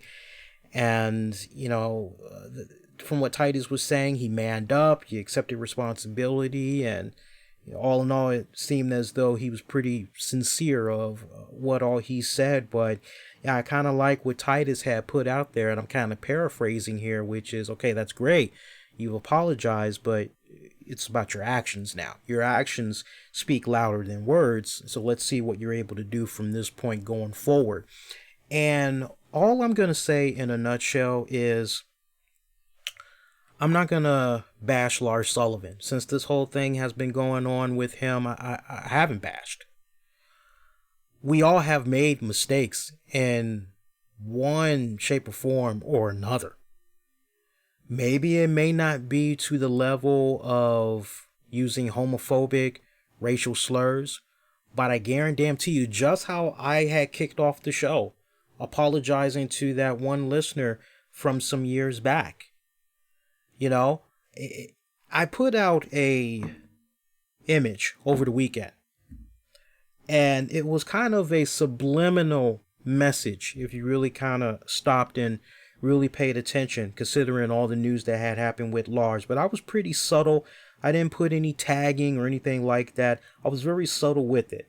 As many of you all know, I'm a big fan of Bruce Lee, right? And I love Bruce Lee quotes.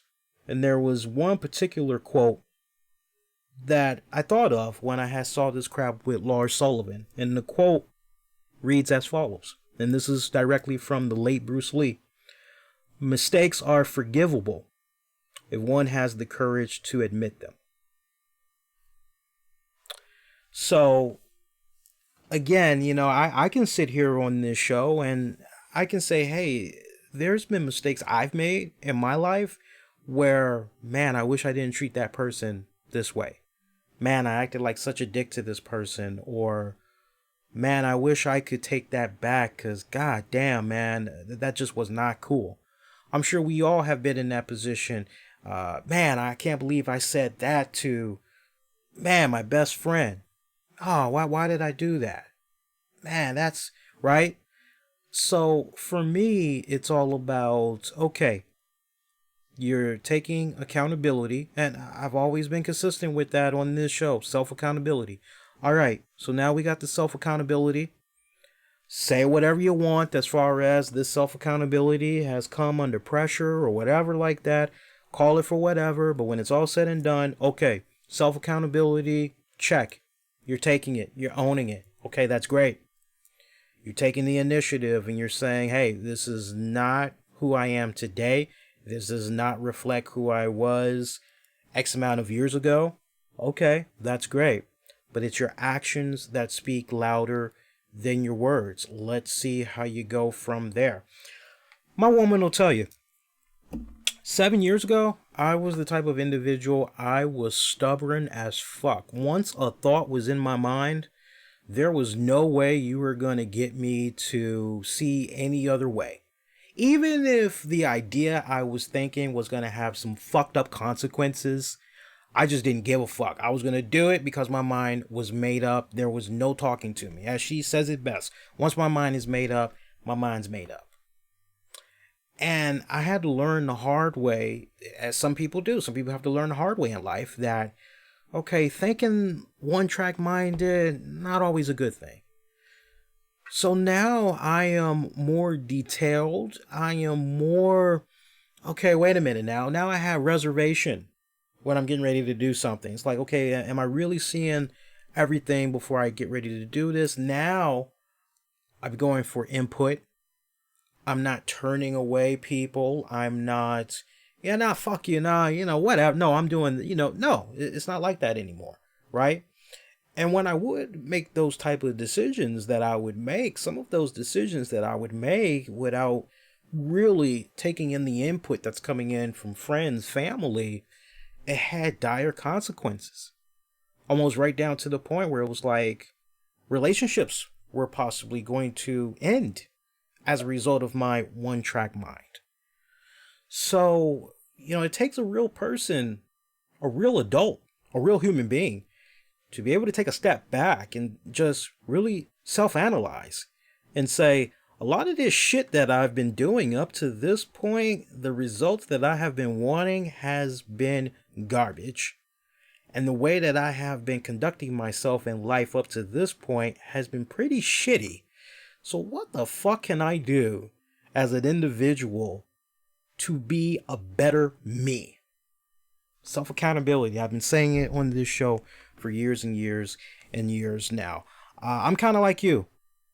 Are they going to give him one fat ass bonus somewhere and they get the money that way and yank it from him? I don't know. You would like to believe that if anybody was smart when it comes to the next quarterly reports for the WWE, somebody has the common sense to bring up in the meeting, hey, y'all had say you were going to find Lars Sullivan, at this time, do you have paperwork that could support that he was in fact fined $100,000, and what exactly is his salary? Time will tell with regards to that. But yeah, I just thought that was kind of a what the fuck with that story there. WWE Raw this week, decent episode, go home show for the Money in the Bank pay-per-view. We also had the SmackDown go home. I gotta tell you, man, they really gotta do a better job in switching it up with regards to Raw and SmackDown, because you pretty much kick things off with Roman Reigns on Raw, and you kick things off with Roman Reigns on SmackDown. That's not, being honest, he's not really moving the needle. Ever since it was announced, oh, hey, Roman Reigns is now part of the Blue Brand, you saw what had happened with those numbers. It was pretty pathetic. First episode with Roman Reigns being drafted over to SmackDown, it was pathetic. Okay, well, no, fans weren't really aware. We'll know what happens next week. Next week, ratings will be better. Yeah, not by much, right? I would really like to see these shows, for the duration that they are on the USA Network, I would really love to see them not do the whole recycled garbage. And it's garbage from this standpoint. I guess garbage is too strong of a word, but then some of you all may say, no, Lee, garbage is actually the right strong word. But garbage was the first thing that came to my mind, but it's not sincere. The same play in the playbook. That's really the best analogy I can use. So I'll give you a perfect example. I just said Roman on Monday, kicking off the show, and then Roman on Tuesday, kicking off the show. I wouldn't have done it like that. I think the way you could have went about SmackDown, you should have kicked it off with maybe Shane McMahon saying XYZ, or you kick it off with The Miz. I would have kicked it off with Shane McMahon, Elias, all of them in the ring and everything, Daniel Bryan, all of them talking a nice, good, hot pile of garbage. Miz comes on now, says his line, and then Shane McMahon just says, well, I tell you what, you know what, later on tonight, we're going to have ourselves a match, you and me, one-on-one, blah, blah, blah, blah, blah. And you could have done that match like probably around the 30, or SmackDown comes on at what, 8:30 p.m.? You could have done it around the 8:30 p.m. mark, let that match go for about 15 minutes. It ends in a disqualification, right? Because Shane gets some help from whoever. Then you could have had the Usos, Roman Reigns come out, set up your main event match, basically, right? I'd have been fine with that if you would have switched it up and played it like that. That would have been fine. That's what I'm talking about. The other thing, okay, so we see Becky Lynch get a beat down from Charlotte Flair and Lacey Evans, right? I'm not really sure we should have seen Charlotte Flair come out when she did on SmackDown the next night. I'm not really sure about that. That one just kind of ruffled me a little bit the wrong way.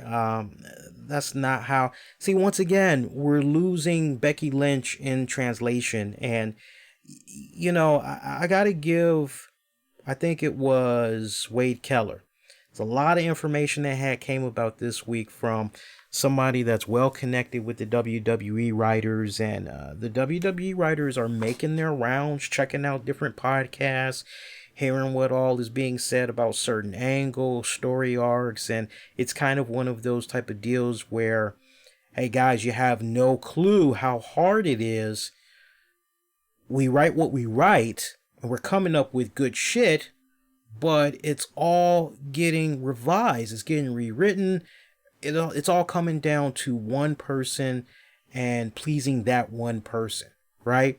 And so a lot of these writers, they feel pretty heartbroken with some of the things that is being said by podcasters. Okay, well, you know what? I will take that at face value, because not for nothing, a lot of these writers that we have employed with the WWE, some of these writers, they've written some really good stuff for TV. Last I heard, they had some writer or writers from Walking Dead, did they not? So, I mean, okay, you got like a team of almost 40 fucking writers, and they're basically writing for both shows. okay, it's hard for you to get some shit over because you're writing for really an audience of one. Okay, you know what? I'll give you the benefit of doubt. You guys are legitimately walking around on eggshells because you're not really sure about your job security. You want to speak up, but okay, all right, I'll give you guys the benefit of doubt, right? I don't really think I've ever taken that much of a dump on the writers, but I found that transcript so fascinating on what was being said about what was happening behind the scenes and everything, and how it was just so tense and everything. And okay, you know what? I'll take it at face value. I'll take it for what it's worth. For me, just the way that was executed, going back to that whole the Becky Lynch thing, this is where the Becky Lynch character is lost once again, because Becky Lynch, Monday night. Now see, you really could have kicked off your show with Becky Lynch. Last time you see Becky Lynch, her ass gets plowed through a fucking table. You know, well, if Becky Lynch is going to be the man and she's going to quote one of my favorite songs from Trina the Rapper, I'm the baddest bitch. You know, where's Stone Cold Becky Lynch coming on out there spoiling for a fight, right? And she's not leaving the ring until she gets her hands on Charlotte Flair and or Lacey Evans or whatever, right? She knows for a fact Charlotte's in the house, so, you know, what the hell or whatever. I don't know, just that whole thing, the way that was executed, it was just kind of... So, I mean, going forward, what I personally would like to see happen is more of a distinct identity when you're going from one show to the other, and really pay more attention to the details. I would like to think to a degree the writers are thinking about these details. I would like to believe out of 40, some of them are, but some of these things look so goddamn, wait a minute, we couldn't plug that one? What the hell, right? But, you know, they were okay go-home shows. I don't really think there was anything that stood out in my mind that we should really talk about, is there? Somebody let me know in the chat. But in either case, we got the Money in the Bank pay-per-view that's going to be coming up this Sunday. That is some testing times for me, man. I tell you what, it's the same problem every fucking year. And every fucking year that we get a WWE pay-per-view, it always falls on my girl's birthday. And so I kid you not, this year we were supposed to go out of town. I didn't know until last week, oh shit, there's a pay-per-view. She goes, tell me you're kidding me. I'm like, I wish I was. Legit, there's a pay-per-view this weekend. So, scratch that off. A little bit disappointed with that. But, you know, it is what it is. We're going to make up for it in a really nice, cool way. So, the birthday party is going to be fucking awesome. That much I do know. But we've got this pay-per-view coming up at the XL Center. Let's look at the card here, man. I'll give you guys my picks. So, we've got Daniel Bryan and Eric Rowan taking on the Usos. Looks like it's just going to be a regular tag team matchup. It's a pre-show matchup.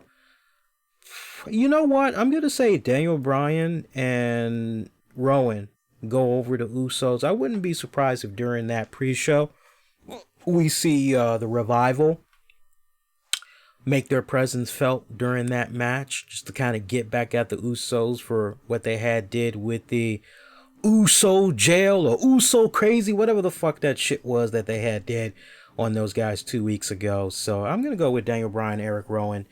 Tony Nese defending the Cruiserweight Championship against Ariya Daivari. I got to go with Tony Nese. I'm going to go with Tony Nese on that one. Samoa Joe defends the United States title against Samoa Joe. Oh, shit. That's a tough one. And Joe won at Mania, right? Joe won at Mania.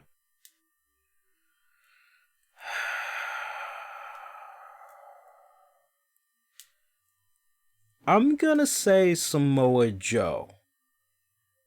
You know, if this match is booked just right, if I really want to have people go, damn, I would love to see Samoa Joe really destroy the hell out of Rey Mysterio.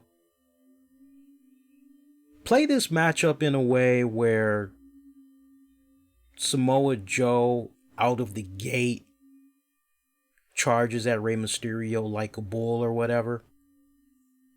Mysterio uses his agility, is able to dodge Samoa Joe for a bit, maybe does some low strikes to the legs and everything. I can see something like that happening. Yeah, I'm picturing how that match would play out. One miscalculation, Samoa Joe capitalizes, just on his ass. I could see maybe Rey Mysterio making a nice quick little comeback.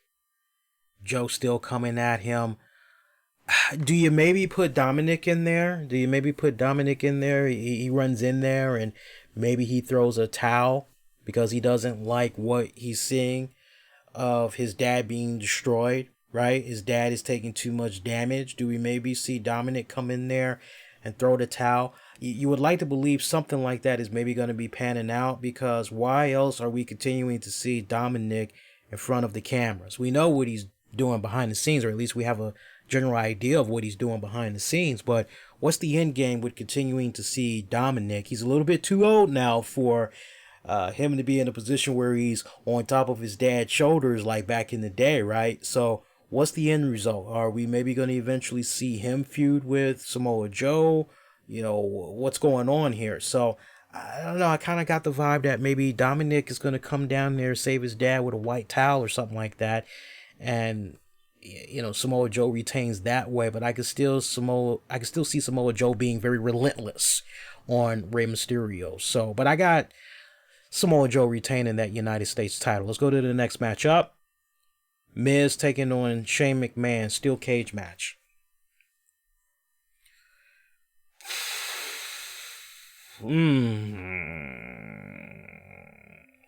Interesting.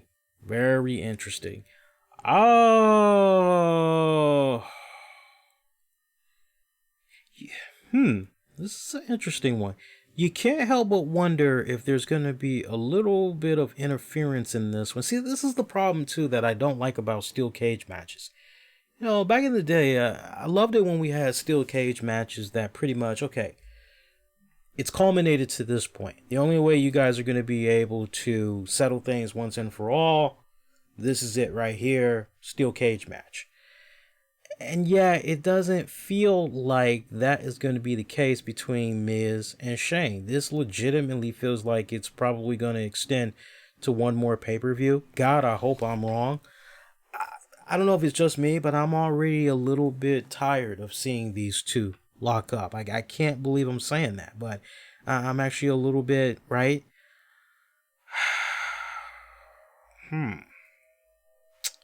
This is a tough one. Because it's a coin flip for me. It really is. It's a coin flip. Miz. You gotta have Miz get the ultimate revenge. He still owes it to his dad and all that, right? So you would like to believe that Miz is finally going to be able to get his hands on Shane McMahon. Finally get the W.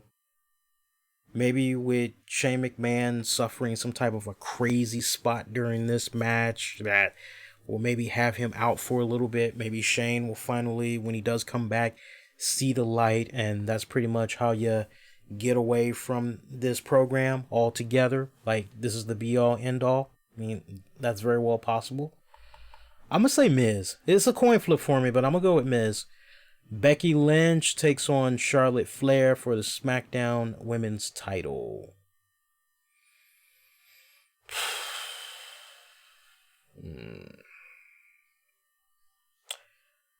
I really feel as though the Becky Lynch experiment has burned out.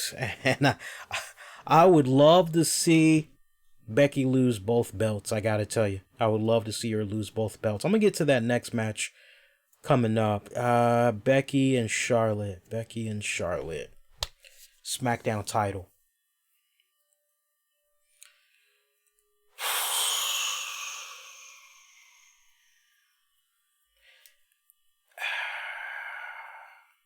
Okay, so if you have Becky defeat Charlotte, then it would only make sense that whoever Becky... Yeah, you gotta forgive me. I'm kind of playing it out in my head here. Well, if Becky can get past Charlotte Flair, then it makes all the sense in the world that whoever the Money in the Bank winner is, you have them challenge Charlotte for that title. That kind of seems like it would make the most sense, does it not? Because I'm just picturing who else on the roster right now. The Kabuki Girls. That's a silly name, and you know what? There's only one Kabuki that I'm aware of, and he was a fucking badass when I was growing up as a kid. Seriously.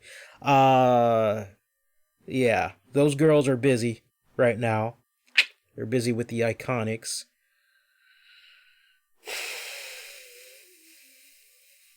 I'm going to say Becky retains. Let's go to the next one. Becky Lynch takes on Lacey Evans for the Raw Women's title.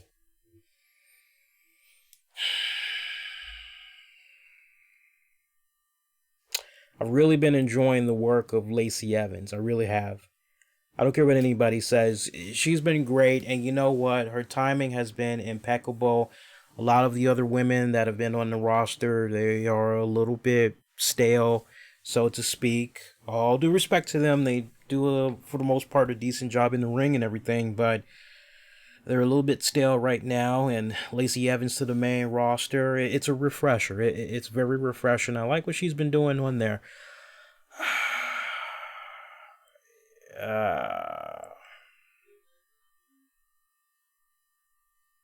That's a tough one, guys. That's a tough one. Lacey Evans, that's a tough one.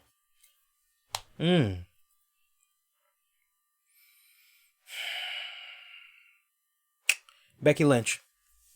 Becky Lynch retains. So on that note, let's go to the women's Money in the Bank on that note. So we got a Money in the Bank ladder match for a women's championship match contract. We got Natty taking on Dana Brooke, Naomi, Alexa Bliss, Bayley, Mandy Rose, Amber Moon, and Carmella. Carmella, no. Amber Moon, no. Natty, no.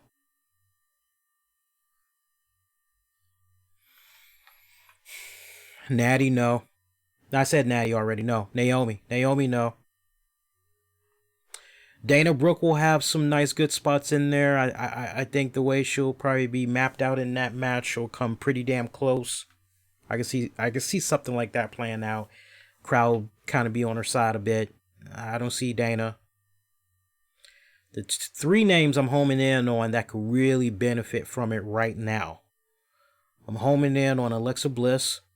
I kind of like that angle that they got going on with Nikki Cross, where Alexa Bliss befriended Nikki Cross. So now you kind of can't help but wonder if, okay, so Alexa is using Nikki to basically means to an end, right? And it benefits her the most, right?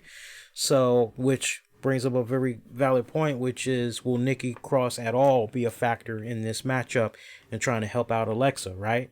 Can't help but wonder about that one, but Alexa, I'm homing in on. Bayley, I'm homing in on. She just made the move to SmackDown and everything. That would be, you want to really talk about, hey, look, ever since she broke away from Sasha Banks, and I mean, it's a great little story right there. Mandy Rose is another one. I have been enjoying the hell out of her work. She has made leaps and bounds of improvement. Really, really. I thought for sure she was going to have it at WrestleMania. What was the match that she was in? What was it? The women's... Goddamn, what was the match they just did at WrestleMania with all of the women? Let me go back a second here, guys. Because they just did something, and I was thinking Mandy Rose was probably going to get that, but she didn't get it, and I was a little bit disappointed. You guys don't have to tell me. I'm actually looking at the WrestleMania card right now, so I can see what the hell I'm talking about here. We had so many goddamn matches. Yeah, the 17-woman WrestleMania Women's Battle Royal. I thought for sure Mandy Rose was going to get that, but it didn't pan out that way. Mandy Rose is another one I'm looking at. So those are the three names that I'm homing in on. If you got to put my hand to the fire and make me choose one, I got to go with... God, That's a tough one, dudes. That's a tough one.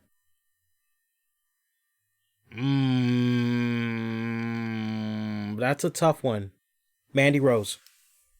Mandy Rose. My heart is telling me Mandy Rose, but my brain is telling me it's probably going to be... It's probably going to be... Alexa Bliss. I know that's weird, right? That's very weird, but that's the way I'm kind of picturing it. See what else we got here. We got Roman Reigns taking on Elias.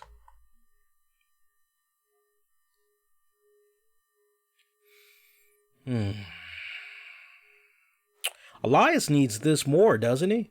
Move to SmackDown and all.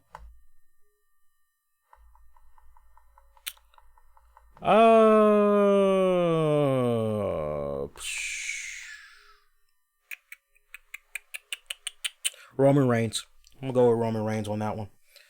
Let's see what we got next. Sami Zayn, Ricochet, Drew McIntyre, Baron Corbin, Ali, Finn Balor, Andrade, Randy Orton. That's your Money in the Bank ladder match. This should be a good one here. I'm on the fence about this one.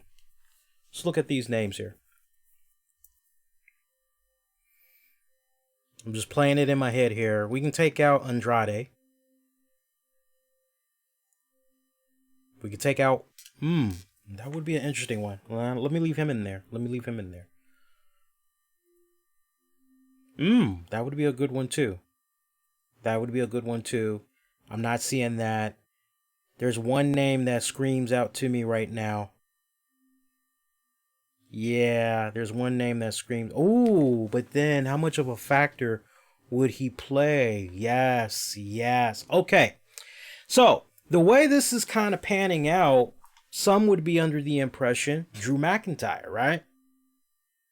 This has Drew McIntyre all over it, right? But remember, Drew McIntyre, Baron Corbin, Sami Zayn, they all did a serious number on Braun Strowman. Braun Strowman is nowhere to be found on this card. You're writing this, you gotta capitalize, you gotta have the monster make his presence felt. So keeping that in mind, Sami Zayn, McIntyre, Corbin, they're all fucked. None of them guys are getting that Money in the Bank briefcase.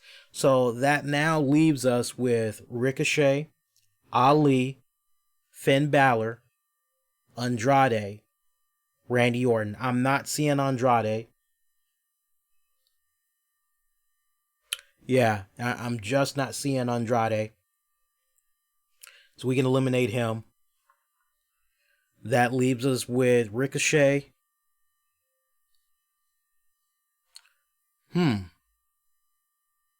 No, not seeing Ricochet.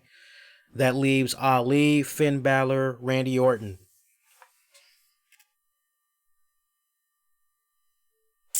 I'm not seeing Randy Orton. I like Ali. I really like Ali. If you want to do something really cool, putting it on Ali, that would be pretty badass. But you know what?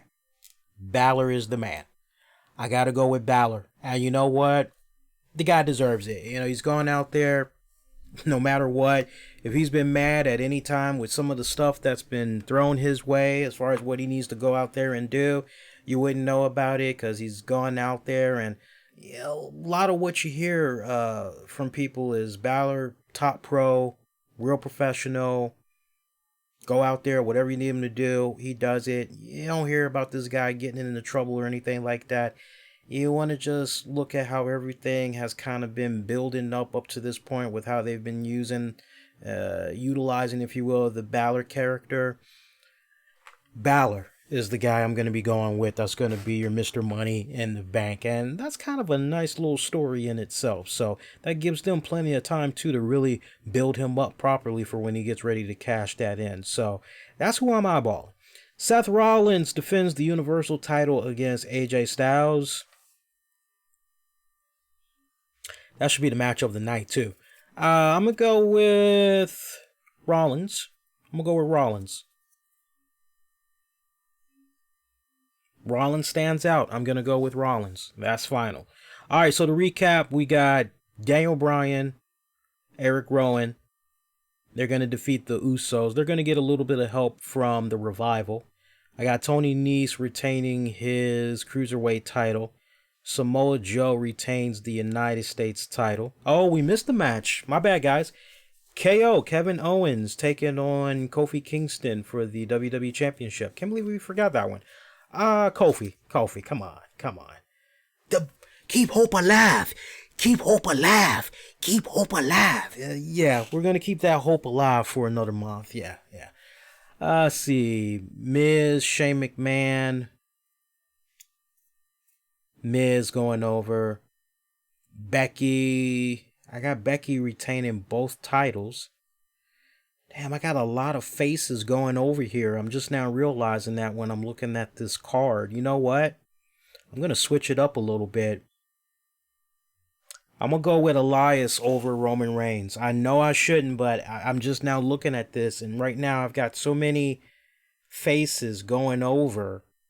Yeah, I got Joe going over, but I still got more faces than heels going over. I'm going to go for another curveball. I'm going to go with Elias, and that's final.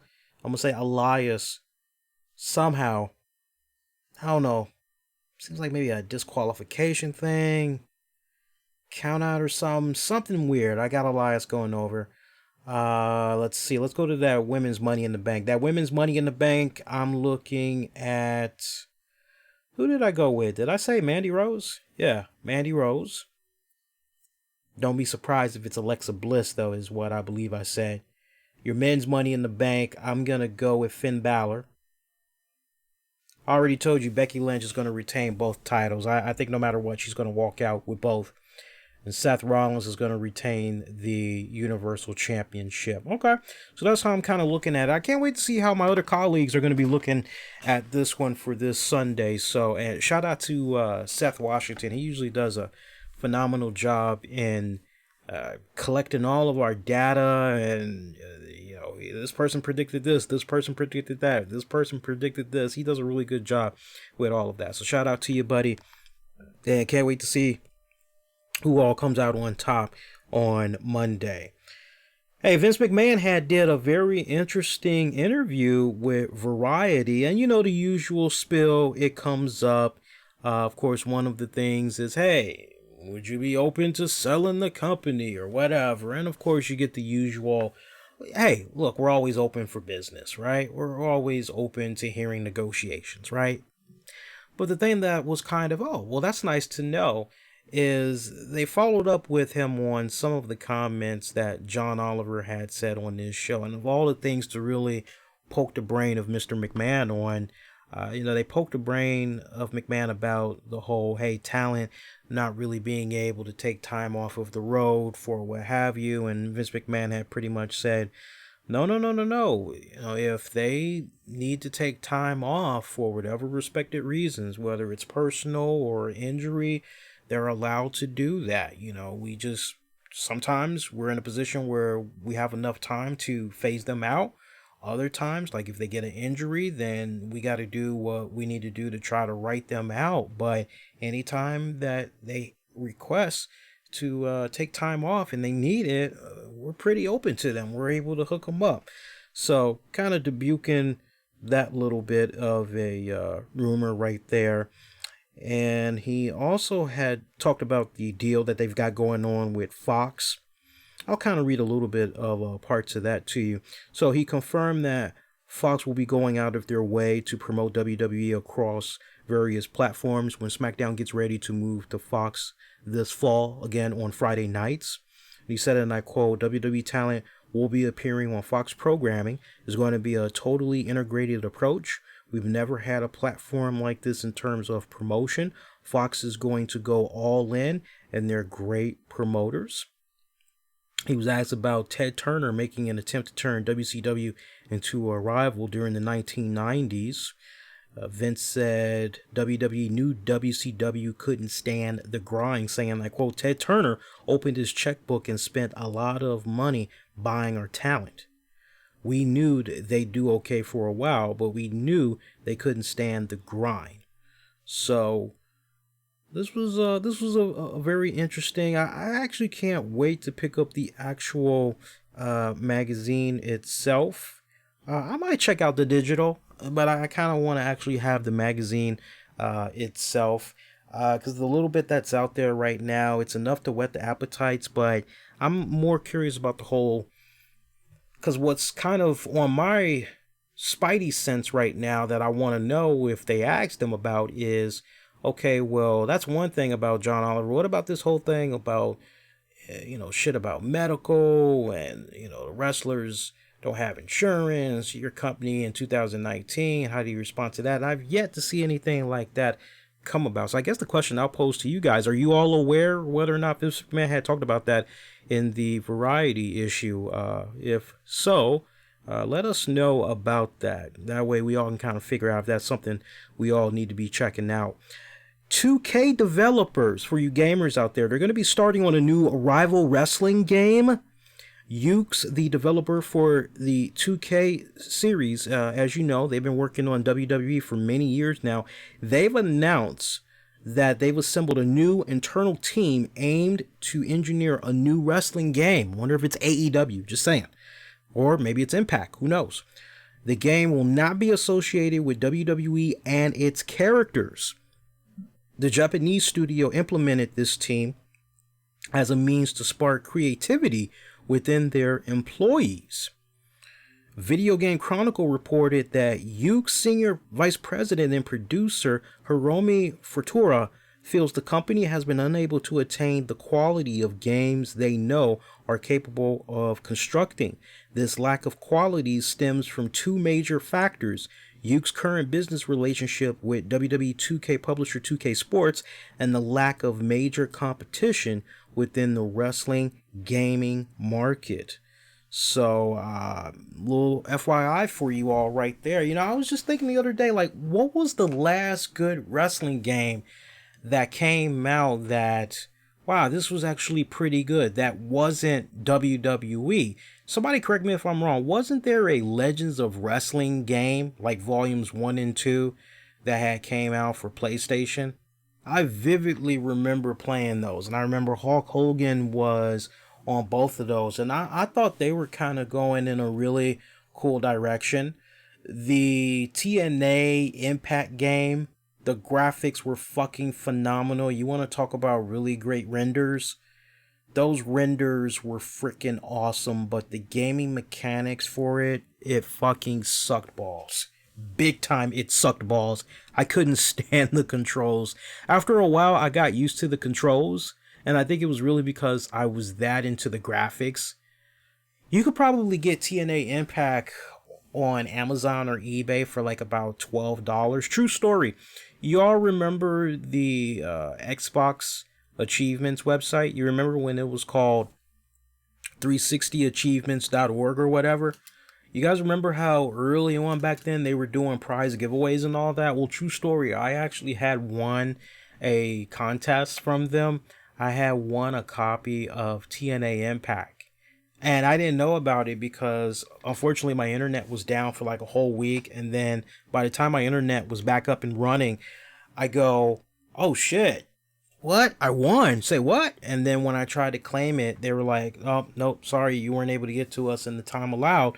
So, we gave your prize to somebody else. And I'm like, wow, that sucks. I said, okay, well, all right, no problem. It's just a TNA Impact game. I'll be able to get it for a lower price. Or I think at that point I was with GameFly. So I said, you know what? That's okay. I'll get it with GameFly.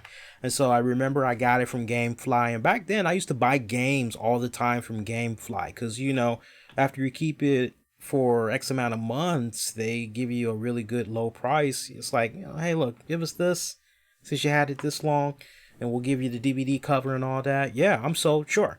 So, but I remember the graphics and the story wasn't that bad from what I remember of TNA Impact. It was not that bad at all.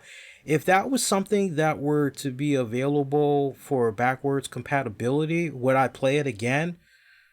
For shits and giggles, yeah, I would legitimately play that again. I still remember how Oh my God, one of the achievements, and now you'll never get the achievements because there's no way you can get a hold of those characters now, sadly. But I remember when TNA Impact had came out, you could download Mike Tenay and Don West, and it turns out you had needed those guys for some achievements. I remember that vividly because something weird had happened where their DLC was no longer available, and as a result of that, you were never gonna get a perfect gamer score. And so many people were fucking livid off of that. It was very glitchy when it had first came out. It wasn't even funny, man. It wasn't even funny. But I'm curious who this gaming company is going to be. Is it going to, or rather, what the video game is going to be covering as far as wrestling promotion goes? Is it going to be AEW? Is it going to be another Impact Wrestling game? You know, what's it going to be? Shout out to Cody. PS2 Legends of Wrestling. Yeah. Jimmy Hart did voiceover and was your manager in career mode. Yeah. I remember that game. I actually thought that game was really cool because I could remember vividly how me and my friends were at the GameStop waiting for that game to come out. And I think we ended up playing it on a weekend where we all didn't have to be bothered with work. And we were just taking turns playing. And we were like, wow, this is pretty cool. It's like pretty badass. And then when they did part two, I thought part two was a little bit better than one. There were a lot of aspects in part two I liked. But then there were like, yeah, but one was kind of, you know, they kind of lacked, is where I'm getting at, right? Whatever was going strong in one, it was kind of lacking in two and kind of vice versa or whatever. So, yeah, I'm very curious to see what they're going to be doing with that. While we're talking about gamings, by the way, there is a new WWE game that is getting ready to drop very, very soon that you all should strongly consider checking out. Now, when you first see the graphics and you see how everything is kind of laid out, you're gonna think WWE Champions, that game that's currently out right now. You're gonna kind of think that, but it does not play anything like that whatsoever. There is a game called WWE Universe. Now, right now, just for Android users, there is a beta mode that's running around that you can still play, and you can kind of whet your appetites a little bit just to get an idea of what the game is about. But there's a really cool package that they have for you set up if you pre-register, so that whenever the game does go live, you get the notification. But there'll be some really cool items that you'll get as a result of pre-registering. You can pre-register by May the 27th. You'll receive 250 gold. You'll receive one WWE draft pick, $10,000 in-game cash, and you'll receive 5 health packs. And I've played around with this game. I've actually been playing it off and on for about 2 months and giving feedback where I'm able to give it. And it's come along very well. I got to tell you, with regards to the graphics, it's pretty damn good. They try to be as accurate as possible. So, you know how some games, oh, Nia Jax is skinny. Like, what the hell? Why can't we be true to, right? Well, this game, it does a really good job in rendering. You will get bored with this game rather quick, though. And I'm hoping that they change it in the coming weeks or maybe in the coming months. But the gaming gets very redundant fast because there's basically 3 moves. There's a light attack, there's a medium attack, and then there's a heavy attack. And there's this mini game that you're playing where there's a gauge that's moving. And on the lowest end, like, you know, basically go from 7 to what? Go from 7 to 4 o'clock, basically, right? So 7 o'clock is red. You go 12 o'clock, you know, that's pretty much green, spot on. And I don't know, I guess yellow or whatever is at 4 o'clock or whatever. But you got to time when you're trying to do the move just right time it to perfection in the green area so that you can do the most damage and not get countered. So it's like quick little one button mini games that you're playing to build up your momentum and then do your finisher. But then even when you do your finisher, you're doing a mini game as well. And that can get a little redundant for some people because that's basically all you're doing. But the amount of characters that you're able to obtain as far as legends, I mean, I've played some games in my time, and just the amount of legends that are at your disposal to play as. I mean, we're talking Brutus the Barber, Beefcake. We're talking people like, wait a minute, what are you doing in this game? You shouldn't be in this game. What the hell? Superstar Billy Graham. I mean, they got some names in there. Kind of makes you wonder if they're actually going to make the final cut. You know, it's kind of one of those type of games. For the longest time, the game was only available, I think, in Australia or New Zealand or something like that. But I was able to actually get a hold of it, you know, months earlier because I saw like a little tutorial and I was like, oh, yeah, sign me up.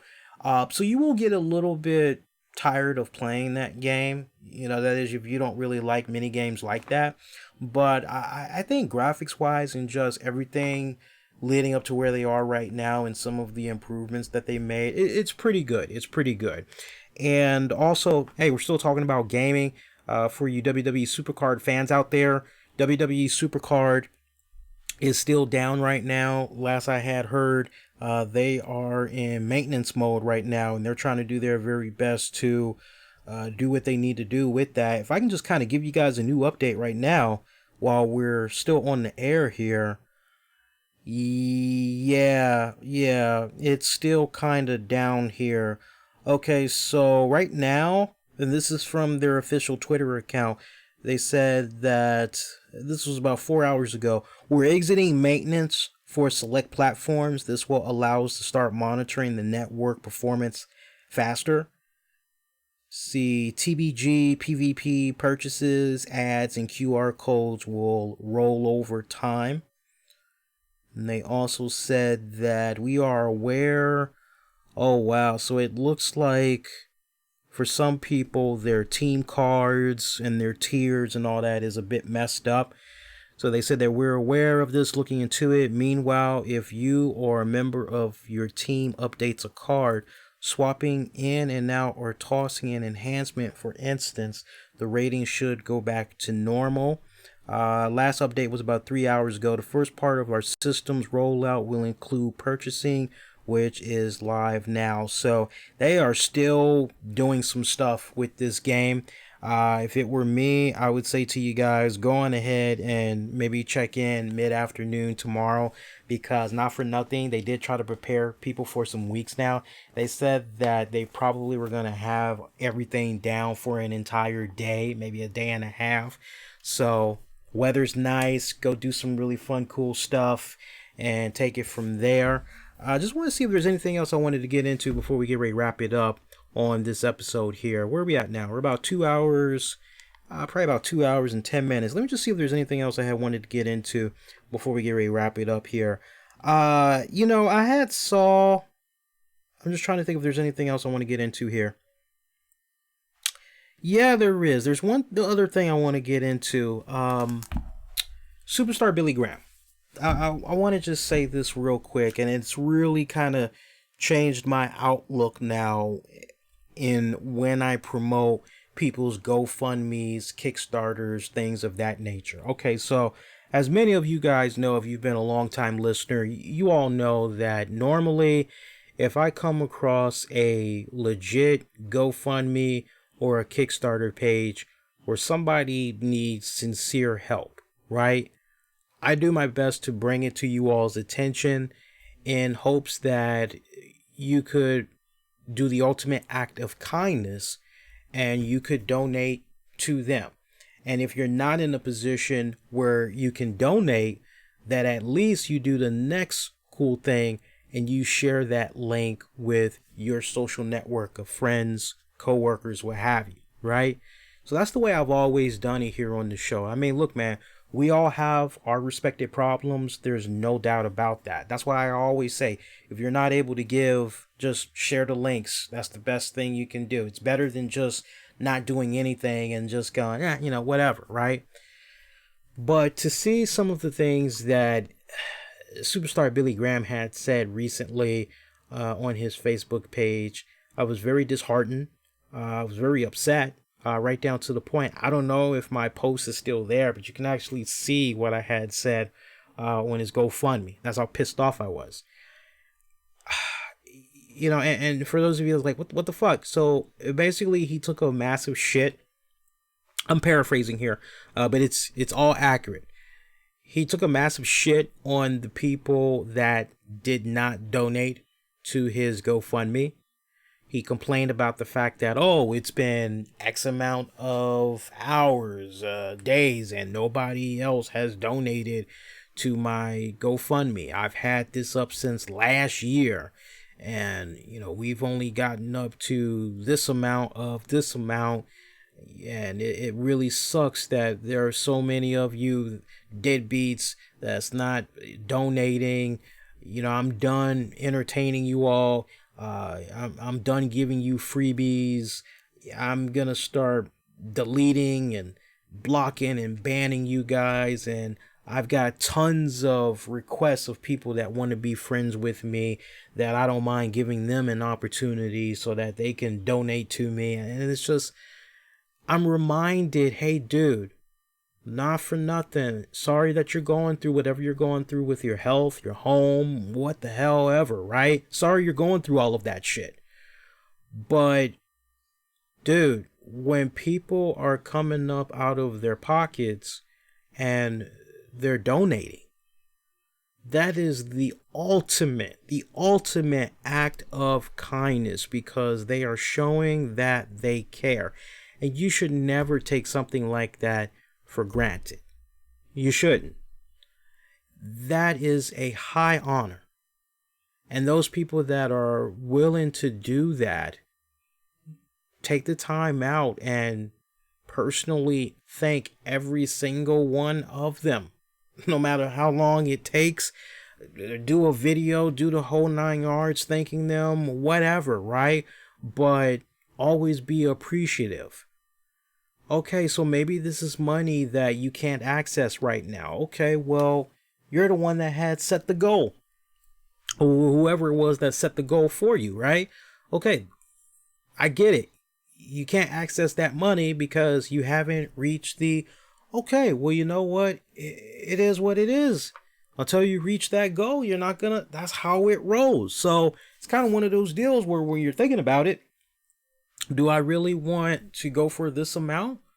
Or what's the lowest I'll go with, right? So you can't be mad at the whole process. You just can't. And you damn sure can't be taking the massive shit on the people that have been fans of yours for so many years, have a lot of respect for you. I can't tell you how many people I saw on his own Facebook page that turned against him. Because any other time I'm seeing whatever he's posting on Facebook, he is, he's got people that are kissing his ass. But this was a rare instance where I saw people say, I'm sorry, Superstar Billy Graham, I lost so much respect for you, man. It's like, you shouldn't be begging for people's money. It's like, that's not cool. It's like, yeah, you don't have to worry. I'm done following you, right? You don't do that to people. You don't take massive shits on fans. You don't know their financial situation. You don't. You may not care about their financial situation, but how fucked up is that you're going to turn right around and make these people give a damn about your situation? You think by scrutinizing them, taking a shit on them, that's going to... And what was really... Well, that's kind of fucked up, was the fact that he says what he says, and what happens? He gets a few more donations. You shouldn't have to feel like you are some type of a whipping boy and that, oh my God, well, I better do this because I don't want to get blocked by Superstar Billy Graham. And once again, here's a case right here where your opinion on XYZ if you have a friendly rebuttal for Billy Graham. He takes it very offensive and is quick to scrutinize you, is quick to verbally chop you down and go on a blocking spree or whatever. It's fucking ridiculous, man. It's fucking ridiculous. And I don't see how some people can continue to donate to that guy. But I mean, you know what? To each its own. But I mean, for me personally, fuck that. I'm not doing that shit. And I'll read to you guys what I had said exactly to him right before we get ready to wrap it up here. Just trying to see if it's still here. I believe it was a GoFundMe too. Let me just see if I can pull this up. Or as I like to call it, go fuck me. That's what I call it. Let's see what we got here. I mean, I doubt the comment is going to be here because, I mean, there was a lot of comments that were coming in. And people also on this GoFundMe were taking shits on him as well. So let me see here. Let me see if I got this here.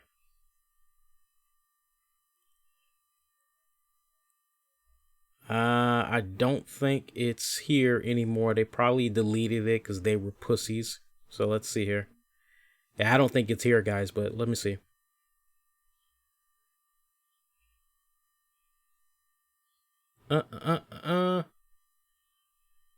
Yeah, they got butt hurt, man. They fucking deleted it. Yeah, they fucking deleted it. Let's see here. Now I can still comment on here, but it looks like they did delete it. So that's the point that I'm talking about. With regards to, you know, hey, you're gonna dish it out, but you can't take it when it counts the most. Okay, we see how it is. But yeah, it's just really fucked up. It's just fucked up what he had said, right down to the point. Let me try to see if he's even still on here. Let me see here. Yeah, so the GoFundMe, I'm just trying to see if his profile is still up on here, and it looks like his profile is still up on here. Where's that bullshit fucking post? I'm aware of the shit that he said about Big E as well, but whatever. So yeah, check this out. I'll read it to you here. This is what he said that kind of got me and a few other people in an uproar. But basically, he says, New Day is breaking up. It appears that way to me, according to the Big E's latest statement. He has told the wrestling world that he has had a meniscus surgery and he will be out of action until 2021 or 2022. I went to the Mayo Clinic website and read that most serious meniscus surgeries require only 3 to 6 months to have a full and complete recovery. So he is a liar about the time needed to recover from this type of injury and apparently just doesn't want to wrestle anymore. I won't miss his ass, that's for sure. And I'll go to the last paragraph because he was sucking on himself and how he looked and everything back in the day. Just before I started this post, I checked my GoFundMe amount and the last donation was 11 hours ago from a nice man named Tom Jolfulso at $25. By now, that has been a good 13 hours starting at 6 a.m. Phoenix time, all day long without one donation. That tells me the majority of my Facebook fans do not give a shit about me. About 5,000 of you. I started my GoFundMe on January 17, 2018. 1 year and a half now. I'm fucking done with begging you people for nickels and dimes. I'm going to start the process of blocking all of you who have not given a damn dime. I am weary as hell over being slapped in the face by you non-givers who just want to take and not even give a 5 or a 10 back. I have over 10,000 fans waiting to get on my Facebook. I can give 5,000 of them a chance to give by adding to my Facebook. So, yeah, that's... You tell me you hear that and you don't kind of have your feathers a little bit ruffled at that kind of shit. It's kind of like, Okay, so that's where we're going. Yeah, I'll take my time, my energy, my resources, and all that elsewhere. Sorry that you feel that way, but what it comes down to is, well, just how much muscle are you putting into promoting this? Like, seriously. And did you ever think about maybe adding some tiers to donating? Hey, you do $5, I give you a shout out. Hey, you do $10, I'll give you a shout out, and maybe I'll give you a tag on Twitter. 25. Look at how they did it with regards to DDP, Yoga, and all that for Jake Roberts and Razor Ramon. Look at how they did it for those guys. I mean, when you're approaching it from that type of a standpoint, I mean, look, in this day and age, sometimes you got people that just want to feel like, well, what can I get my money's worth? What's going on? Can I get my money's worth? Sometimes you just got to look at it from that standpoint. And then also you should look at it from a standpoint of, well, I created this, but nobody's coming. What's the problem? Well, are you really going out of your way to promote as much as humanly possible? Heavy rotation, heavy rotation, heavy rotation, heavy rotation. Always be promoting. That's how you have to do it. But yeah, I still appreciate his contributions to the business, but I'm not. Yeah. Super Showdown. Yeah, that news, that was pretty big. So we've got Goldberg, we've got Undertaker, we've got Brock Lesnar. They all are going to be at the Super Showdown event that's going to be happening in Saudi Arabia later this summer. I know one of the matches that they had announced, they said that Goldberg was going to be facing The Undertaker. And I saw so many people moan and groan about this, and they were laughing and all this other bullshit. And one of the first things I said to myself was, wait a minute. And I already was seeing the arguments being made. Oh, these guys are so old. And it's okay. And remind me, how old was Hulk Hogan when he went to WCW? And he had the reigns that he had, as the World Heavyweight Champion. And he was doing his old thing with the NWO and all of that good shit. Remind me of that again. Remind me how old Ric Flair was when Ric Flair was doing his thing late in WCW. And then Ric Flair came on over to the WWF, eventually went back to WCW, was on chill mode for a little bit, but then came on back to the WWE once again. Like remind me how old Ric Flair was in each of those phases in his career. And he was doing great and significant big things, right? Remind me of that again. Remind me how old Chris Jericho is again, because we just saw Chris Jericho tear it up with Kenny Omega over in New Japan Pro Wrestling, right? He's getting ready to tear it up once again at AEW's Double or Nothing. This is a guy that's been able to continue to go out there and reinvent himself, stay relevant over and over and over and over and over and over again, right?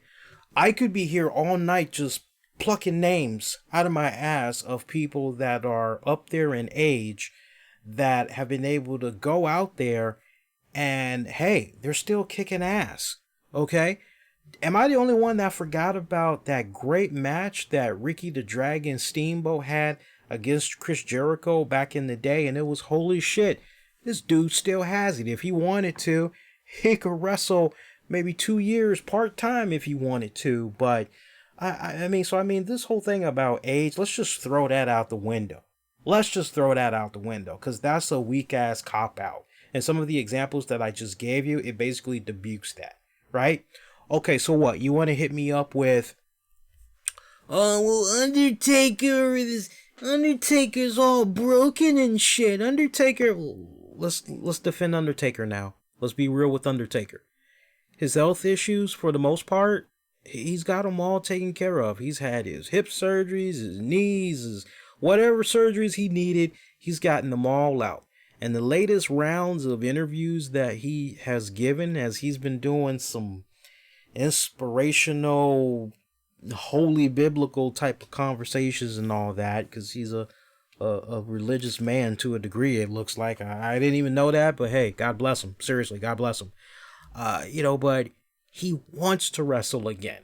He feels that his body is in the best condition that it can be in compared to his previous years. He's got a serious chip on his shoulders. He wants to go out there and show that, what is he now, 52, going on 53, that he can still go out there and he can still hang with the best of them.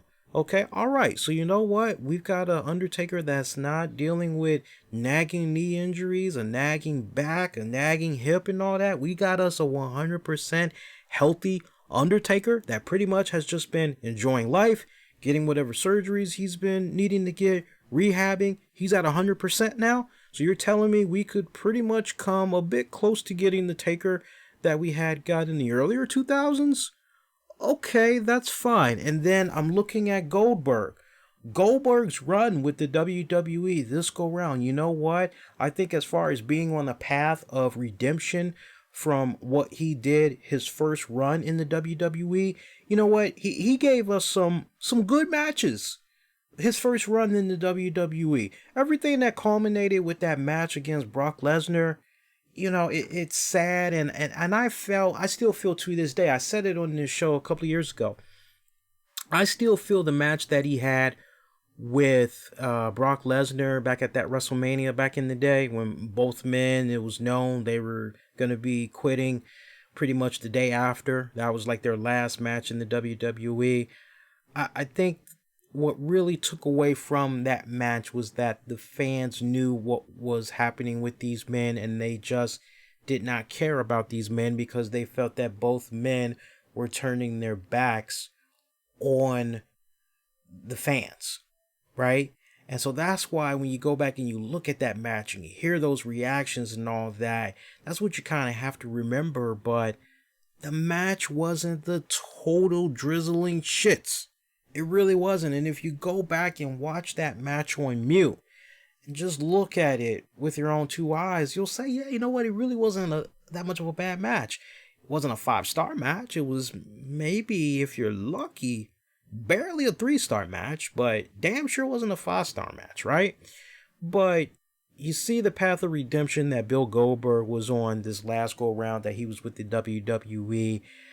And the dedication, especially when you watch that Goldberg 24 special on the network, you see how dedicated he was to the training and getting himself ready and everything, taking on that challenge, not liking the whole process, but doing what was needed, right? And seeing the end result. I liked what happened with him in the WWE this last go round. So to the point, you have Goldberg already putting images and stuff out there. Hey, that event's coming up. I'm training for it. I will see you guys there. Can't wait. Okay, so, alright, so we got Goldberg taking this seriously. He's trying to do his best to train. We got Undertaker. We already know he's doing his thing. He's doing his best. Yeah, we're doing the time warp again. It feels like fucking 2004. But you know what? That's the Saudi Prince. That's the type of wrestling that he grew up on, and you know what? It's on his bill. This is what he wants. Hey, give it to him. If that's what he wants, that's what he wants. Hook a brother up, right? So, for me, I'm fine with that. I was just talking to somebody on our Facebook page the other day, how I remember how Goldberg at the Royal Rumble had goosebumps when the lights went out and all that, and Undertaker was behind him, and he cringed, kind of like the hair was on his back, like he knew Undertaker was behind him, and the fans ate that whole thing up. And then you had the episode of Raw before that, where Lesnar, Undertaker, Goldberg shared the ring at the same time. Fans were eating that up as well. So you know what? There are, contrary to how some people may feel about this matchup, there are legit some people that want to see this matchup, that are okay with this matchup. And you know what? It just goes to show you, you can't please everybody, because you're going to have other people that's going to say, if they didn't do this and they had put Undertaker against Ricochet or Goldberg against, I would have been fine with Brock Lesnar taking on Goldberg. I'm sorry, no. I would have been fine with Goldberg taking on Bobby Lashley, as far as some type of a new matchup or whatever. But you know what? If you would have taken these legends and paired them up with some of the younger cats, oh no, these old farts got to go over the legends, right? Okay, so you got a little bit of something for everybody with this thing that's going to be coming up. You're going to have the new mixed in with the old. I'm totally fine with that. I got no problem with that. You know what? Let's go to that Saudi Arabia event itself and let's judge from there. I already know there's going to be people that's not going to be checking out this event because of all the stuff that's going on in that country. It's fucked up or whatever. Me, I can put that to the side and just strictly look at things from a entertainment value standpoint and pretty much just judge from there. I just think it's so funny that with all the shit that had went down with Crown Jewel, greatest Royal Rumble ever from last year, like, where's the rage? Where's the scrutiny? Where is all of that? It's not there right now. Where's the John Olivers and the Bill Maher's and all these other little fucks running around? Hey, WWE, Saudi Arabia again. Where are all these little fucks, right? It almost comes off like select outrage when it's all said and done, right? So I don't know. It's crazy. I don't know, Jock. We could still get Sting versus Undertaker. If you guys had listened to the Awesome Con Q&A panel that Sting had there, we got it available on our channel. Sting still wants to do that. I mean, I'm telling you, man, that is something. Saudi Arabia, they're the only guys I think at this point that could make something like that happen. The thing is, too little too late. Sting's a lot older. Taker's a lot older, right? Can they really turn back the hands of time for just one night to deliver a fucking classic? You're just kind of remembering the little bit of stuff that you had solve Sting briefly during his in-ring run in the WWE, and he could still go in there, he could still hang. You're still kind of like, all right, okay, a little slower, but all right, this is good, this is decent, I can work with this. But I don't know, guys. I don't know. But yeah, if anybody has a shot at making it happen, Saudi Arabia, they could definitely make it happen. But let's just judge this event and go from there before we all take a massive shit on, because we don't even know what the entire card is. We don't even know how these matches are going to be playing now before our very eyes. So let's just go from there. And for those of you that's like, well, when is this event that's going to be coming up? It is going to be happening. I want to say it's going to be happening in June. Let me actually look at this here. Yeah, it's happening June 7th. Once again, June 7th. So the only thing we know of right now, Triple H versus Randy Orton. There's a 50-man battle royal. Yes, a 50-man battle royal. And you got Goldberg taking on The Undertaker. June 7th, for those of you guys that's curious, June 7th is a Friday. Once again, June 7th is a Friday. So I have a feeling that thing's probably going to come on early in the morning. So I definitely got to make sure I'm off work again for that one, because that's what we ended up having to do last time. All right, so that is going to do it. We gave you guys a nice deluxe episode, and for very good reason, as there was a lot of cool stuff to talk about on this edition. So I do appreciate you guys that checked all of the great content out. I'll be live with you guys again this Sunday as soon as the WWE Money in the Bank pay-per-view event goes off the air. So tune in, be able to check that out. That's going to be loads of fun. Be kind, rewind, check out previous episodes of the RCWR show you may have missed, available on demand and on the downloads. At this point, we did do an unboxing / unveiling. I'm going to try to do my best to render that for you guys real quick, and I'm going to schedule it At this point, you guys will get it later this morning on the YouTube channel. I'll put it on out there for you guys. And I'm trying to think if there's anything else. Patreon members, stay tuned. We got some more content that's going to be coming your way. I got more Dark Side of the Ring episodes I'll be reviewing for you guys as well. Check out patreon.com/RCWR show for exclusive audio and video content, half of which you won't be able to find anywhere else. And you can get at me on Twitter, Facebook, Instagram. Use the keywords the RCWR show. Shout out to everybody that had interacted live in the chats. And yeah, that is going to do it. Until this Sunday, I'm wishing all y'all to be safe and most importantly, be kind to one another. I will see you all next go round. Adios.